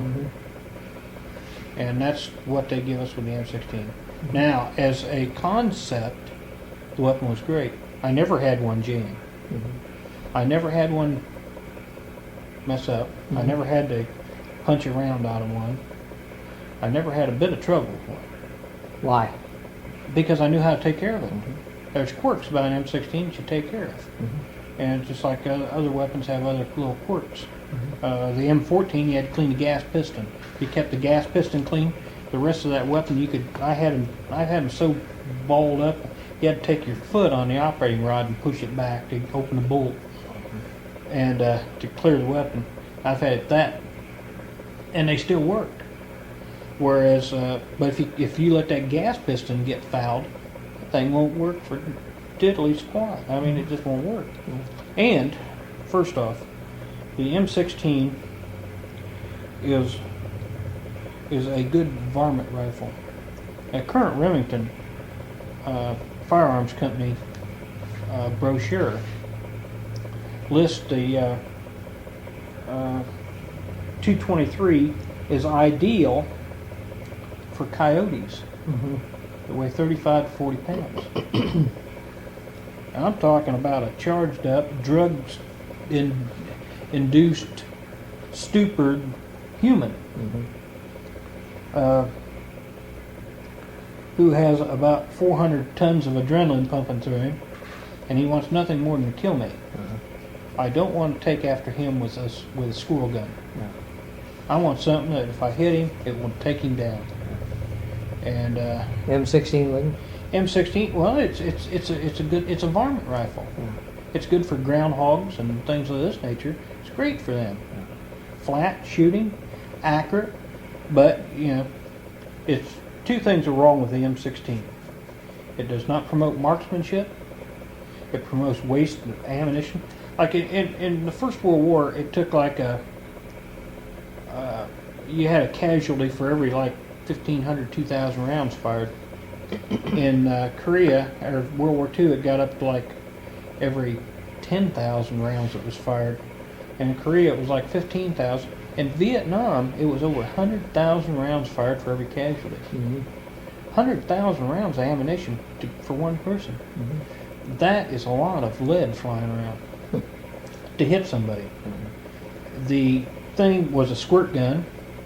They would use it, flip it over on automatic, and and it was the Al Capone syndrome. I'm bad. I've got a machine gun. Mm-hmm. Hey, people couldn't hit nothing, and this doctrine is still carrying through into the military. They're getting away from the 45, which is a deadly weapon, and contrary to popular belief, it's an accurate weapon if you're not intimidated by it. But it makes a lot of noise. It kicks hard. But you're supposed to be a man shooting this thing, Mm-hmm. not a wimp. Mm-hmm. You're supposed to be trained. Mm-hmm. I mean, a 45 automatic, I can train a 100-pound girl to shoot one, and shoot the socks off most men. Uh-huh. It's just a matter of training. But now we've got this thing, and they want to go with NATO. NATO says 9mm, so they want a 15-shot 9mm. Why? Because they say the marksmanship's waned so much that nobody can hit with 7 shots. You need 15 shots in order to defend yourself, Yeah. which is a bunch of hooey. Yeah. If you teach marksmanship, you don't need that. Mm-hmm. You don't need it if you teach marksmanship with an M16. I mean, you want to take the enemy and put him down. That's the only thing you're there for. And the M16 is not a good weapon. It just doesn't have the oomph that it takes, and it doesn't promote the marksmanship that's necessary for a soldier to do his job. I mean, you can't, it's not a hose. You go out there and spray the jungle. Yeah. Take and pick your shots. In my squad, I had a very, very, you have 2 automatic weapons, man, per squad. And I had a very good standing rule that anybody, unless they was ordered to do so, that was firing on automatic, was going to get my foot in their fanny. I did not like that. I got in a position one time where we got running pretty low on ammunition, Yeah. and you just can't afford to hose it up like that. Hey, Were there any M1s left over? yeah, M1s, but the M14 was a good one. I had my favorite all-time weapon. I had Thompson for a while when I was in Special Forces. I had Thompson sub for a while, which good brush gun, but it was heavy as hell. Mm-hmm. And I ended up with the Army Land Warfare Lab sent us some weapons, and they sent me one of the first XM21 systems, which is a M14 with the ART scope on it, the automatic ranging telescope, Mm-hmm. and it is slick. It will get out there 1,000 yards and make consistent first round hits. It's a match grade, natural match grade M14, Mm-hmm. and it's heavier than a regular rifle. But my word, that thing would outshoot me. I mean, I couldn't use it to its full potential. But one shot hits out 1,000, 1,500 yards. With basically the Viet Cong that you were running up against, your outfit were basically running up, what were they using as AKs. AKs? AK-47. And see, there you're talking about the 7.62, basically same diameter bullet as the M14 versus the 5.56. And when you get into all this gory details like ballistics and wound ballistics, the idea is to make a big hole, and one of the things we had was let a lot of air in and blood out. Mm-hmm. A gun, there is not a individual weapon built yet for a guy to carry around I'm talking rifle, shotgun, pistol, that the impact of the bullet will knock the guy down. You hear stories about you shoot him in the shoulder and it'll knock him down. It doesn't. The impact of the bullet will not knock you down.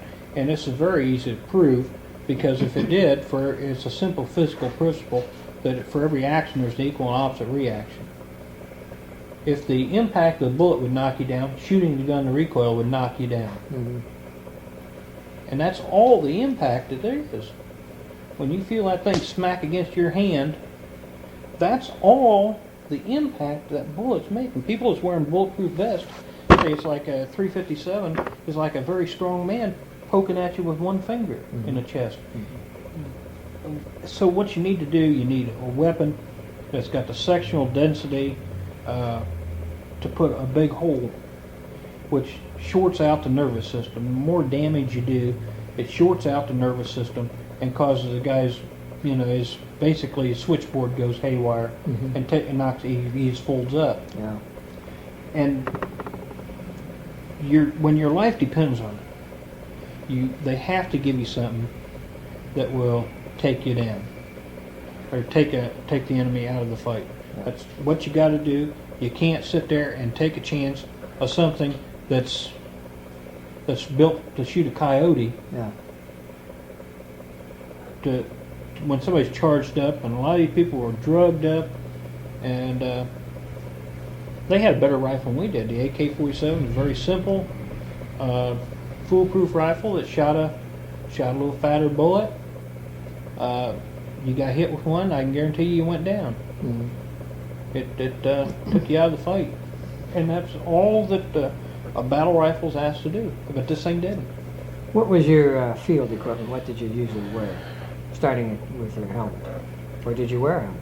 In Special Forces, we didn't wear helmets. Only the jump. Never wore a helmet in the field? No. Wore the Tiger Stripe fatigues. These were built in Taiwan and Okinawa. They had a CIA contract. It was sterile. No tags or anything in it. And that was built for the Vietnamese. The idea was when you go out in the field, you all wanted to look alike. So they couldn't pick you out as different from the other ones. Contrary to popular belief, you did not wear a beret out in the field. That would get you killed quicker than anything. The idea was you wanted everybody to look alike so you couldn't pick out who's the boss. So you couldn't shoot the leaders. So we all dressed about the same. You might carry, if you carry an M16 going into a hot area, you might carry 400 rounds, 500 rounds of M16 ammo. If you had to move, you carried. Usually, we had water bladders, so we carried a gallon of water. Long-range patrol ration, freeze-dried food, ration indigenous, which, those things were hell on wheels. What were they? Ration indigenous was a bag of rice, of instant rice, freeze-dried, a package that contained some sort of dried meat or dried fish or dried squid or some other reptile that nobody knew what the hell was. And a squeeze pack, like the little ketchup, individual ketchup packs they throw in your food bag of muk nam sauce. And muk nam is fermented fish and salt and more fermented fish. And they use all the parts. They use all the parts of the fish they didn't eat, like the heads and the tails. And they put this stuff in a pot with a salt brine, and they would just kind of make it like sauerkraut and just let it ferment. And this juice that formed, they would pour off and mix with tomato sauce or Tabasco sauce. And it was an extremely salty, extremely smelly, extremely hot sauce. It was unbelievable. If you mix sardines and Tabasco sauce, it'd be pretty close. And what was the purpose? Then let it set in an old sneaker. What was the purpose of carrying this type food? Again, when we went out in the field in Special Forces, we usually run very small unit operations. How many men? 6 to 8. 6 to 8 men. Generally. Mostly reconnaissance. 6 to 8 men can move quietly. You can get the job done. The idea wasn't to go out and pick a fight with somebody. The idea was to hide and watch. If you heard an American infantry unit going through the brush, it sounded like a herd of elephants. Like God, you hear them coming. That stuff clanking and ammo cans clanking together, and hey, this sounded like a herd of elephants coming through. You can hear them half a mile away. So we moved using a little stealth, using a little Rogers Rangers Green Mountain Boys training.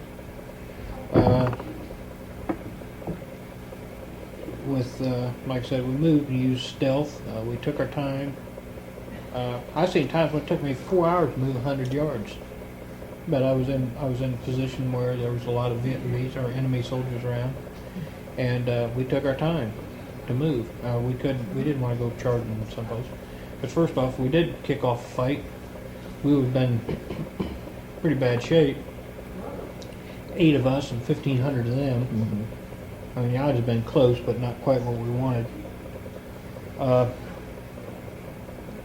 So yeah, that's the difference. Our uniform, the rations. Now, so the food smelled like Vietnamese food. You didn't wear any shaving lotion. You didn't wash. You washed with Vietnamese soap. If you smoked, you smoked Vietnamese cigarettes. Because in the jungle, these scents, sounds, travel a long ways. And you didn't want to do anything to tip somebody off. When you got a frag order, said you was going out in 2 days for a mission, you quit smoking American cigarettes. You quit taking a shower. You didn't shave. You didn't do anything that would maybe, you wanted to smell like a jungle. And that's how the world went. And we had the tagger stripe fatigues. They weren't the leaf pattern. They was a kind of a dark colors. They were very good camouflage. In the jungle because of the shadows. You wear flak jackets at all? No. What kind of boots? Paratrooper boots or jungle boots. Whatever you had handy. Sometimes you'd have one, sometimes you have the other. Mostly jungle boots because they did last longer and they were spike-proofed. Did you carry a pack at all? Or? Well, we carried a rucksack. With all your personal belongings in it. Depending on how long the patrols were, we usually had pretty good resupplies.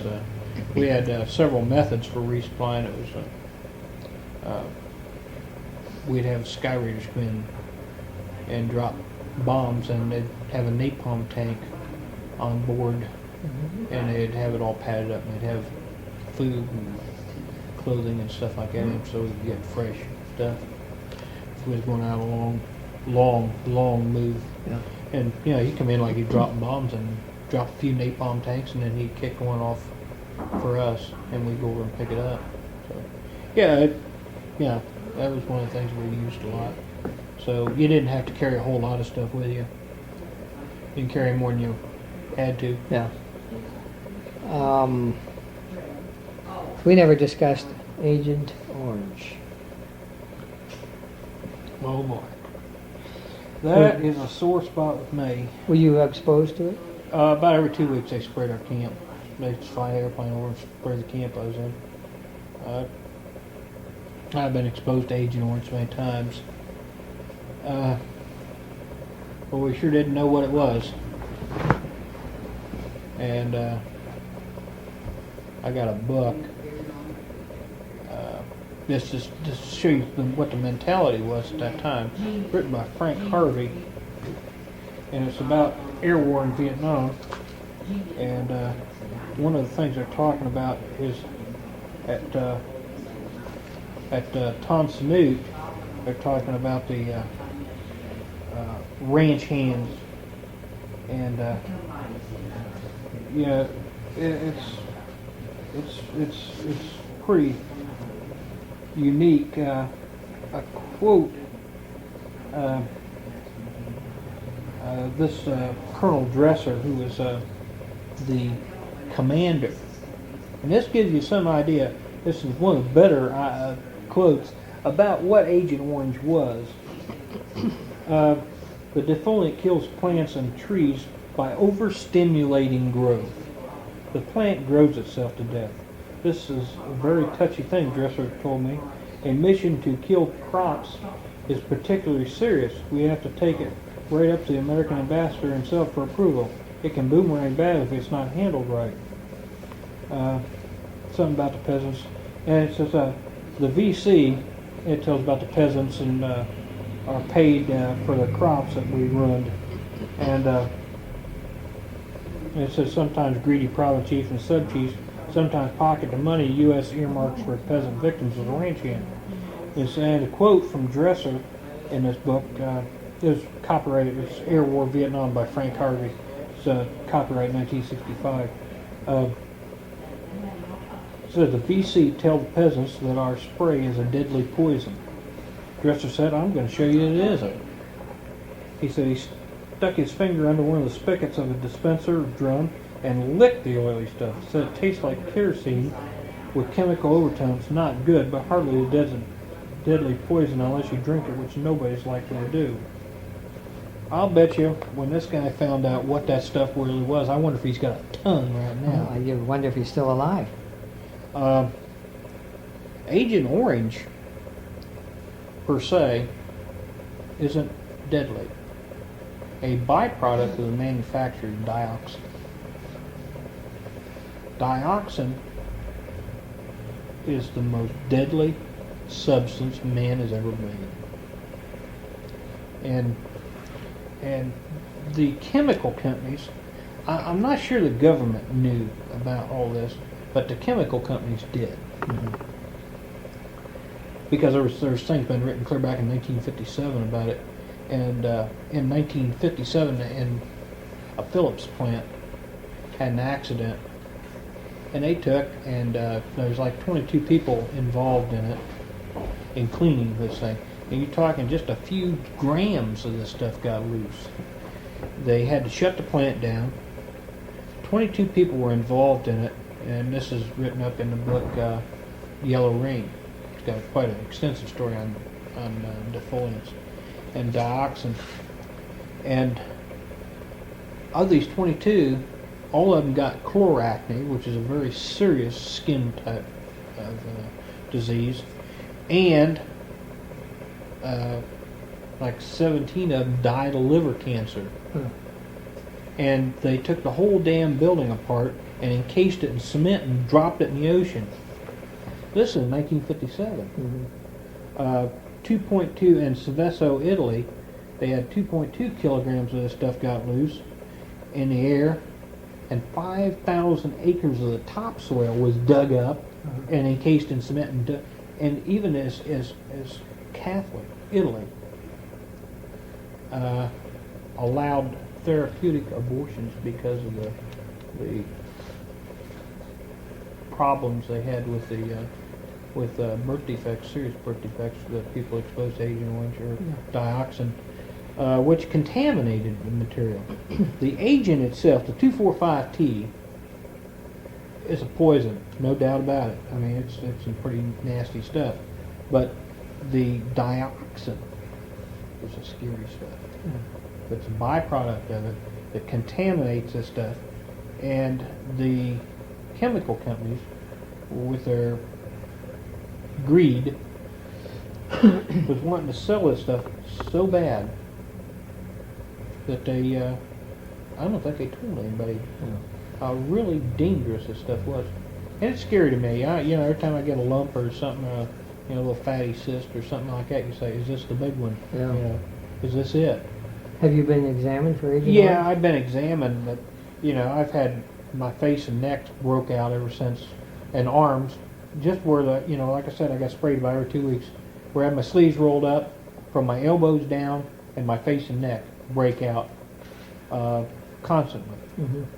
And but I go over to the VA and they say, "Well, there's nothing wrong with you. It's just nothing wrong." But the doctor says, this one doctor says, "Well, that's how dioxin manifests itself, just like you got. But I can't say that's what's causing yours." And you want to reach over and just strangle him. What do you think? What's your opinion? What's going to happen on this Agent Orange? We've got to. Well, like I said, the scary part of this thing is when I hear something like the Love Canal or Times Beach down in Missouri, where they find a little dab of this stuff, and they buy the whole town. Yes. And I say, "My God, if they're that scared of this stuff," and they sprayed me, and they tell me, "Well, it won't hurt you." Well, if it won't hurt me, it won't hurt them. Okay? And if it will hurt them, it'll hurt me too. And it has hurt me. And, I wonder, am I a Tom bomb waiting to go off? Is there a, what's the cancer in your life? True. I almost have said to myself, it's not, are you or are you not going to get cancer? It's when. Because of my exposure to this stuff. Because it has manifested, and the medical reports, the other things, the manifest I've got, the symptoms I got are the same as, other people say, "Well, this is what comes up."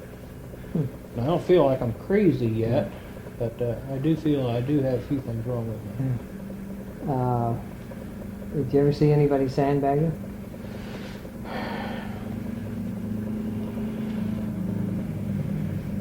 Well, sandbagging, I guess you could define that in several different ways. Sandbagging, no. If they say go to this place and you stay there to this time, no, I didn't personally. I assume that it did go on.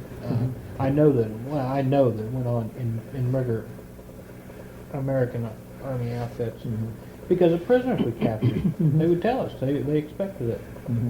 You want to set a listening post out 200 meters out in front of your position, and they know they would run into the listening post 50 meters out in front. They let them get closer. Things like that. I know it went on because of prisoners talking to prisoners. So it's a relatively easy assumption to make.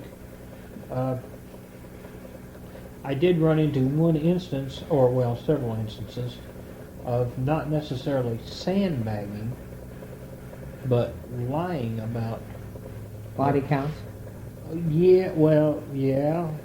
I would say lying about body counts, lying about what you've done to try and enhance. We had a McDonald would fly a mission, and he would have the co-pilot. He was a pilot, and he would have the co-pilot write him up. If he was aircraft commander, he'd have the pilot write him up for a bronze star or a silver star, and he'd write up to his buddy that was a co-pilot for the air medal with V, and he would write up, yeah, you didn't do nothing. You just went out, you come up a dry hole, you know, you just didn't find nothing.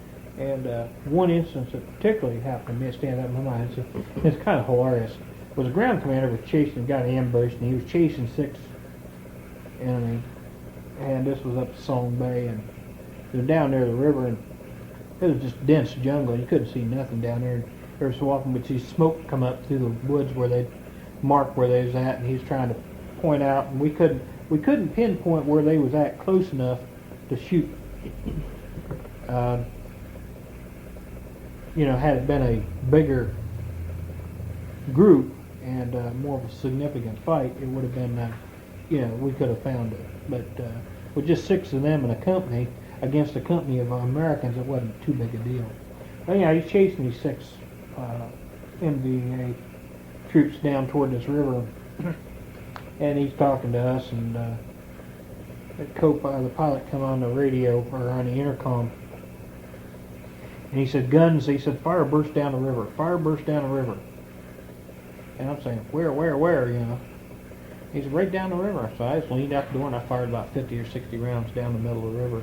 He called the ground commander and he says, would you confirm the 6 NVAs killed by air?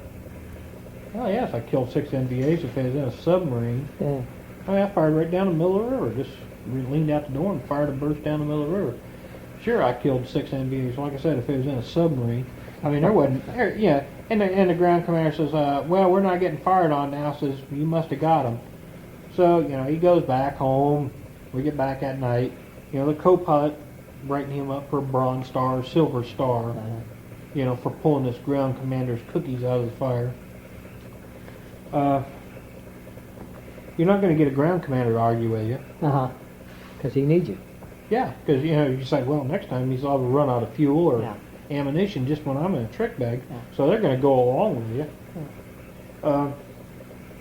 Did you ever see anything of the punji pits? Oh, yeah. Yeah, the good old tagger traps. Yep, seen lots of those. How did they usually set those up? Well, on The ones that you saw? avenues of approach to villages, they would set them up so that, and set them up in conjunction with ambushes so that you'd move away from the ambush, and when you moved away from the ambush, you might fall into them. We would do the same thing, except maybe we'd mine a ditch along the road.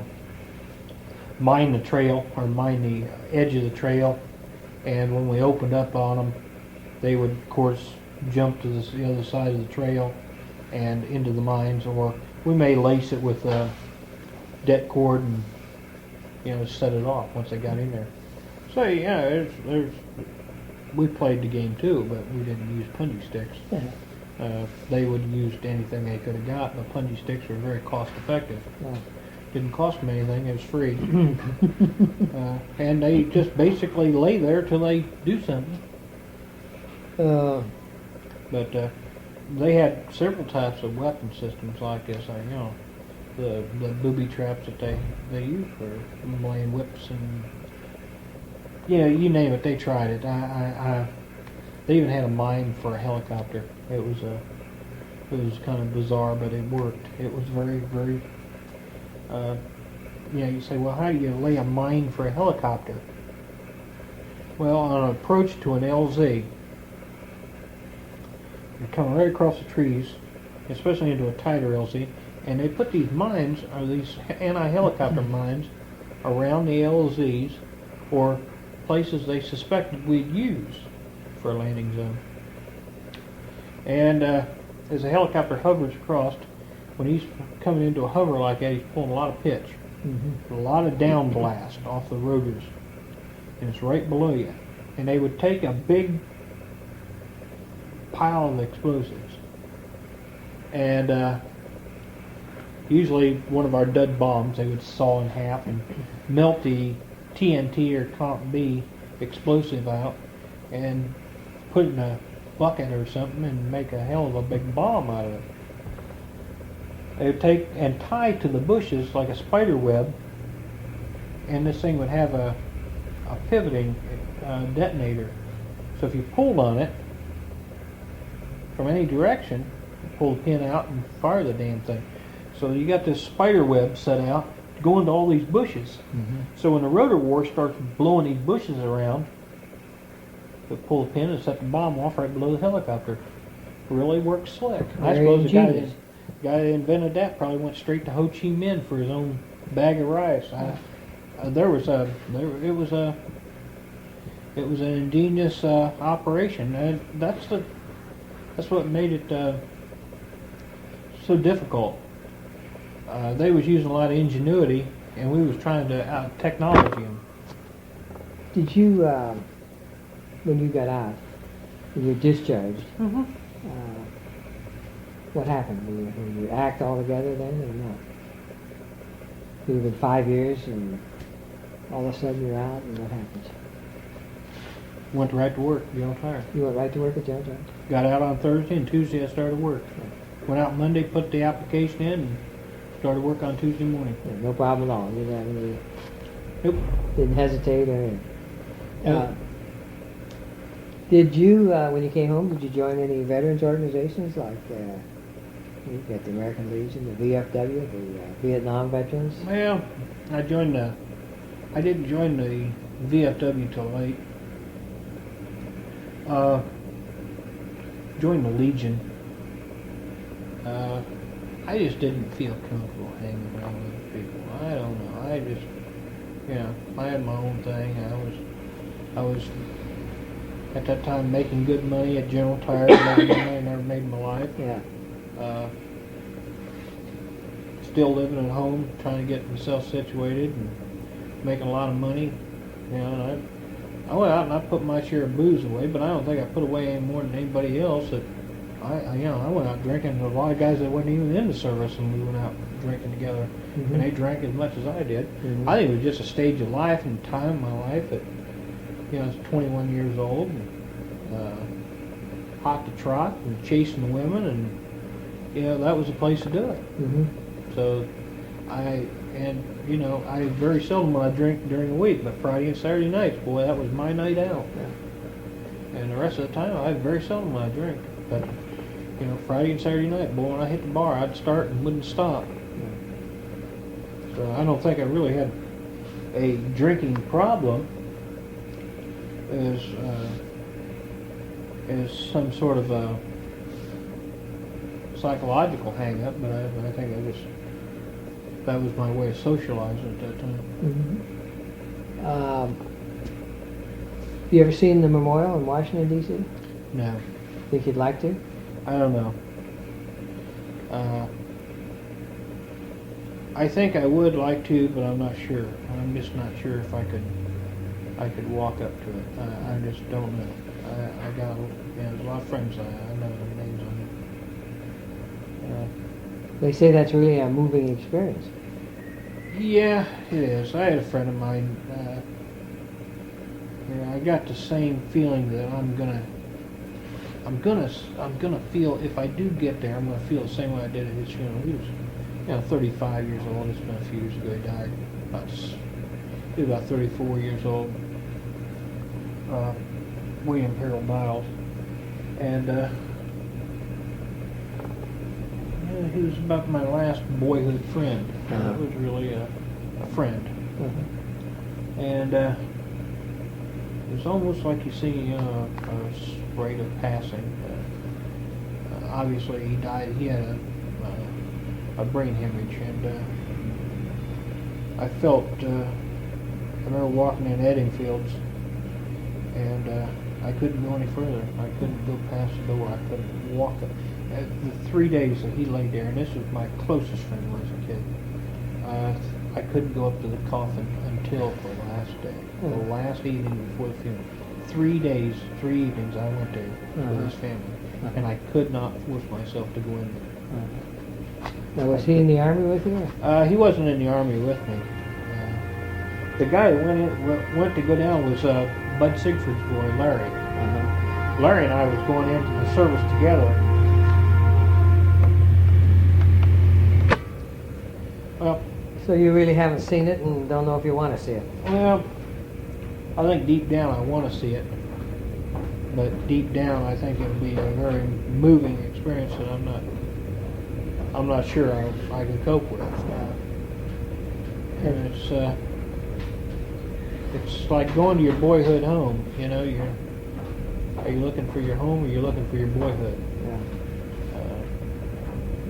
Have you seen any movies, Rambo?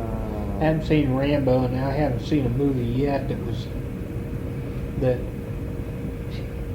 yeah, I get a kick out of some of it. I had somebody tell me Apocalypse Now was how Vietnam was. That was how Francis Ford Coppola thought Vietnam was, you know. And I think he was, you know, on some sort of drugs. Have you seen the movie? Oh yeah. It's entertainment, is what it is. Well, it didn't entertain me. I fell asleep in the middle of it. But I mean, I didn't see anything entertaining about it. To me, it was boring. did the terrain look normal? No. The whole thing was a farce from start to finish. You haven't seen any of the Chuck Norris movies, then? Seen a couple of them, but I'm not. Terrain look right or wrong? Looked right, but there's just something about these things. You know, they are so phony. And generally, the people doing it are phony people. You know, and things about Rambo. In the Vietnam Veterans newsletter, they had about checking his separation papers, and they found out he was in acting school in Switzerland. You know, that's to me, you know, I find it hard to believe people actually think Vietnam was like what Rambo or what Apocalypse Now or what Uncommon Valor was or the Deer Hunter. I never seen people playing, the Deer Hunter. Everybody said, oh, critically acclaimed movie. I never seen anybody playing Russian roulette over there. I swear to God, I never seen it. And, they're making this big deal about it. I never seen anybody in these uniforms of, running around with no shirt and a rag tied around their head. I never seen that. I suppose somewhere along the line it happened, but,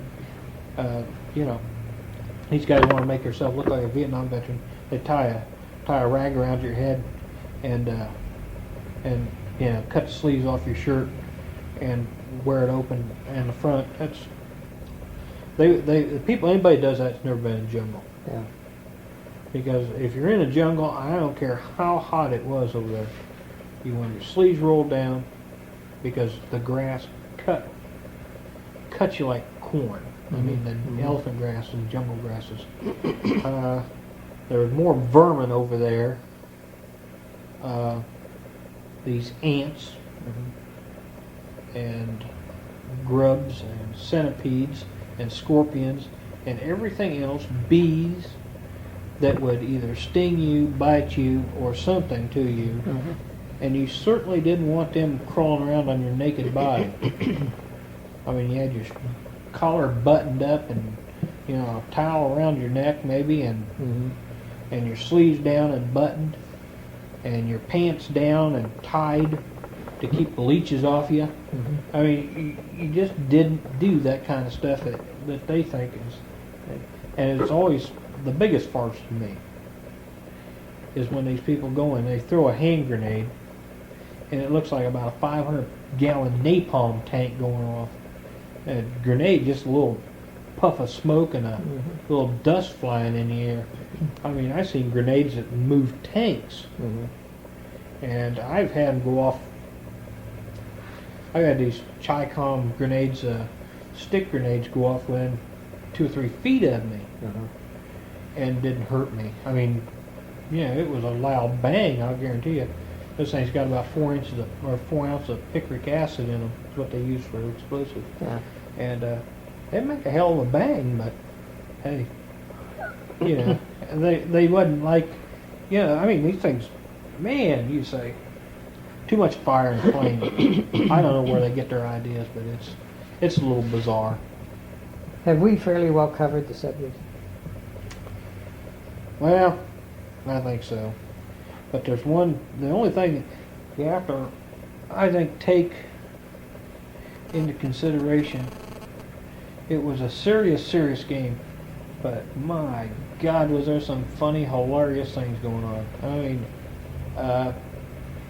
gallows humor, and I think most of your humor either comes from prisons or military. But we had our share of crazy things going on. Yeah, the practical jokes, and it was interesting. The always like to wrap these things up, and I throw this at you. And we had all the power, we had all the firepower, we had all the air support, and everything else. And here these people, we laughed at them because they were running around in black pajamas and those little hats. And hey, how did they beat us? Here we are, the greatest nation in the world. I read these books and I just can't believe when you talk about how many thousands upon thousands. I think the B-52s are 100,000 airstrikes. At least. Yeah, and you have 100,000 airstrikes, and you have all kinds of support, and naval support and everything else. And they had nothing. They had no communications. They had absolutely no air support. And their artillery and everything else was relatively crude compared to what we had. Mm-hmm. And yet we lost. All they had to do was sit there and wait on us. Doesn't make any difference that we won every battle. The people were against us. The South Vietnamese No, were against us? the South Vietnamese didn't do anything to help us. Yeah, it was corrupt. There's no doubt about it. South? That's right. And the average Vietnamese didn't care. He just wanted to be left alone. Mm-hmm. All he wanted to do is plant his rice crop. He didn't care who was in power. He just wanted to plant his rice crop, raise his family, and not worry about somebody blowing him out of his paddy. Yeah. And so you have a basic nonchalance from the people. They just didn't care. Mm-hmm. Because they just wanted to be left alone. They don't care. They didn't care who won. They just wanted it over. Mm-hmm. And I can understand that sentiment. I really can. Because of being around the Vietnamese. They're a gentle, peaceful people. North and South? North and South. They're both. I'm not saying the leaders aren't cruel, but you know, if Adolf Hitler would have had the people behind him, he would have won World War II. Mm-hmm. He would have had Europe. If he would have had the general population behind him. Most of the Germans didn't care, or they was more afraid of him. They knew it was corrupt. And as the war went on and on and on, and more casualties, there was more and more against him. And he lost. And as the war went on, we had more and more casualties. We had constraints that says you cannot do this, you cannot do that, you cannot do this. But go ahead and win the war. You trained me to be a soldier. You trained me to go out and kill people to destroy material, to destroy buildings, to blow up things, and generally to really raise some hell. Then you say, go ahead and do it, but don't hurt nobody. Don't burn anything down. Don't blow nothing up. You know, the first thing that happens when I go and do my job, and, you know, don't do it. Oh my God, that's terrible. You know, we're sending them soldiers over and they're killing people. My God, there's innocent people getting killed. Well, innocent people got killed. That's a fact of war. And if you don't want the war to go on, don't send us. If you don't want us to fight, and to fight hard, like we've been trained in, fight to win, don't send us. And that's what they did. They sent us into a thing and told us not to fight. And you can't do that. You think we could have won it? Well, I know we could have won it. You know, there was a thing that would have ended the war in 3 weeks, and this is one of the things that not too many people know about. 82nd Airborne was sent to Korea in 1970, and they, instead of going into Korea, there was a plan devised, never made operational, to have the 82nd Airborne jump in around Hanoi. The Special Forces Halo teams would have went in and systematically targeted certain individuals, either kill or capture the hierarchy of the Communist Vietnamese forces or their leaders. And they said if they would ever do that, we would have 20% casualties. So you're talking about 20,000 casualties. Not necessarily fatal, but casualties. But you would have ended the war in 3 weeks. How many casualties do we have from 70 to 75? I don't think anybody knows, really. But would it have been better to use what may be the Hiroshima and Nagasaki thinking that it's better to kill a couple 100,000 people? If the casualty figures that I've heard for the invasion of Japan World War II, like 1 million people, 1 million casualties, which is best. I mean, they just wouldn't let us do the job. If they'd say, be a soldier, fight. Yeah, have you been seeing and reading much about the Vietnamese? Now that they've unified the country, they are reparations. Are seeking reparations to the United States, and their logic is this: that you came over here and you spent X billion dollars a day in helping the South. Now that you're gone, how about helping us? We don't owe them nothing.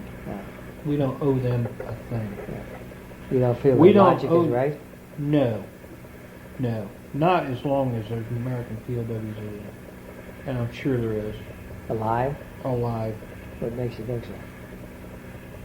Well, the Orientals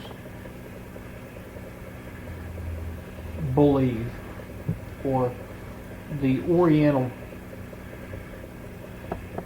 mind in cases like this is very evil. And they had French POWs released in 1967. That was captured at Dien Bien Phu in 54. Did they know it? Sure they knew it. The French knew that? Sure they knew it. These people were released. Garwood never showed up anywhere on any POW list. Garwood. He was the one Korean that... War. No, this is Vietnam. He was in the Vietnam War? Yeah, he was 14 years over there. He didn't come back till, 1979 or 80? Yeah. I mean, he wasn't even listed as a POW on any of the reparations. Of course, I see where he's now claiming that there are POWs. That's right. His credibility is pretty well shot to start with. Well, I think the simple fact that he come back alive is a hell of a lot of credibility, because if he wasn't listed, we had him listed as missing in action. and he wasn't listed as being captured. How many other ones are there? How many other ones are there? And you know, some of these places, the terrain is so rough that I would assume there's some people don't even know the war's over yet. Yeah. Well, would you be in favor of buying them back then? I say whatever we have to do. Yeah. It's pretty bad when you know your country says you go out there, but if you get captured, tough shit. Yeah. Yeah, tough luck, buddy. You're out. Yeah. And I do feel that there is American POWs that were alive. There's just been too many sightings.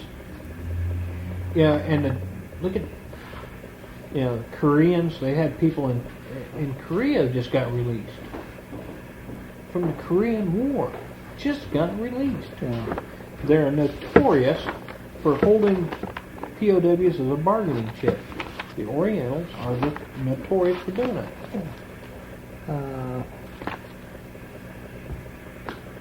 And I say until there's a full accounting, and every last one of them is accounted for, we don't owe you nothing. Well, of course, I just saw that thing on TV the other night on PBS about the unknown soldier. Did you see that? Yes, and that was... Well, they haven't accounted for hundreds of thousands of people from World War II. Mm-hmm. Yeah, they just disappeared.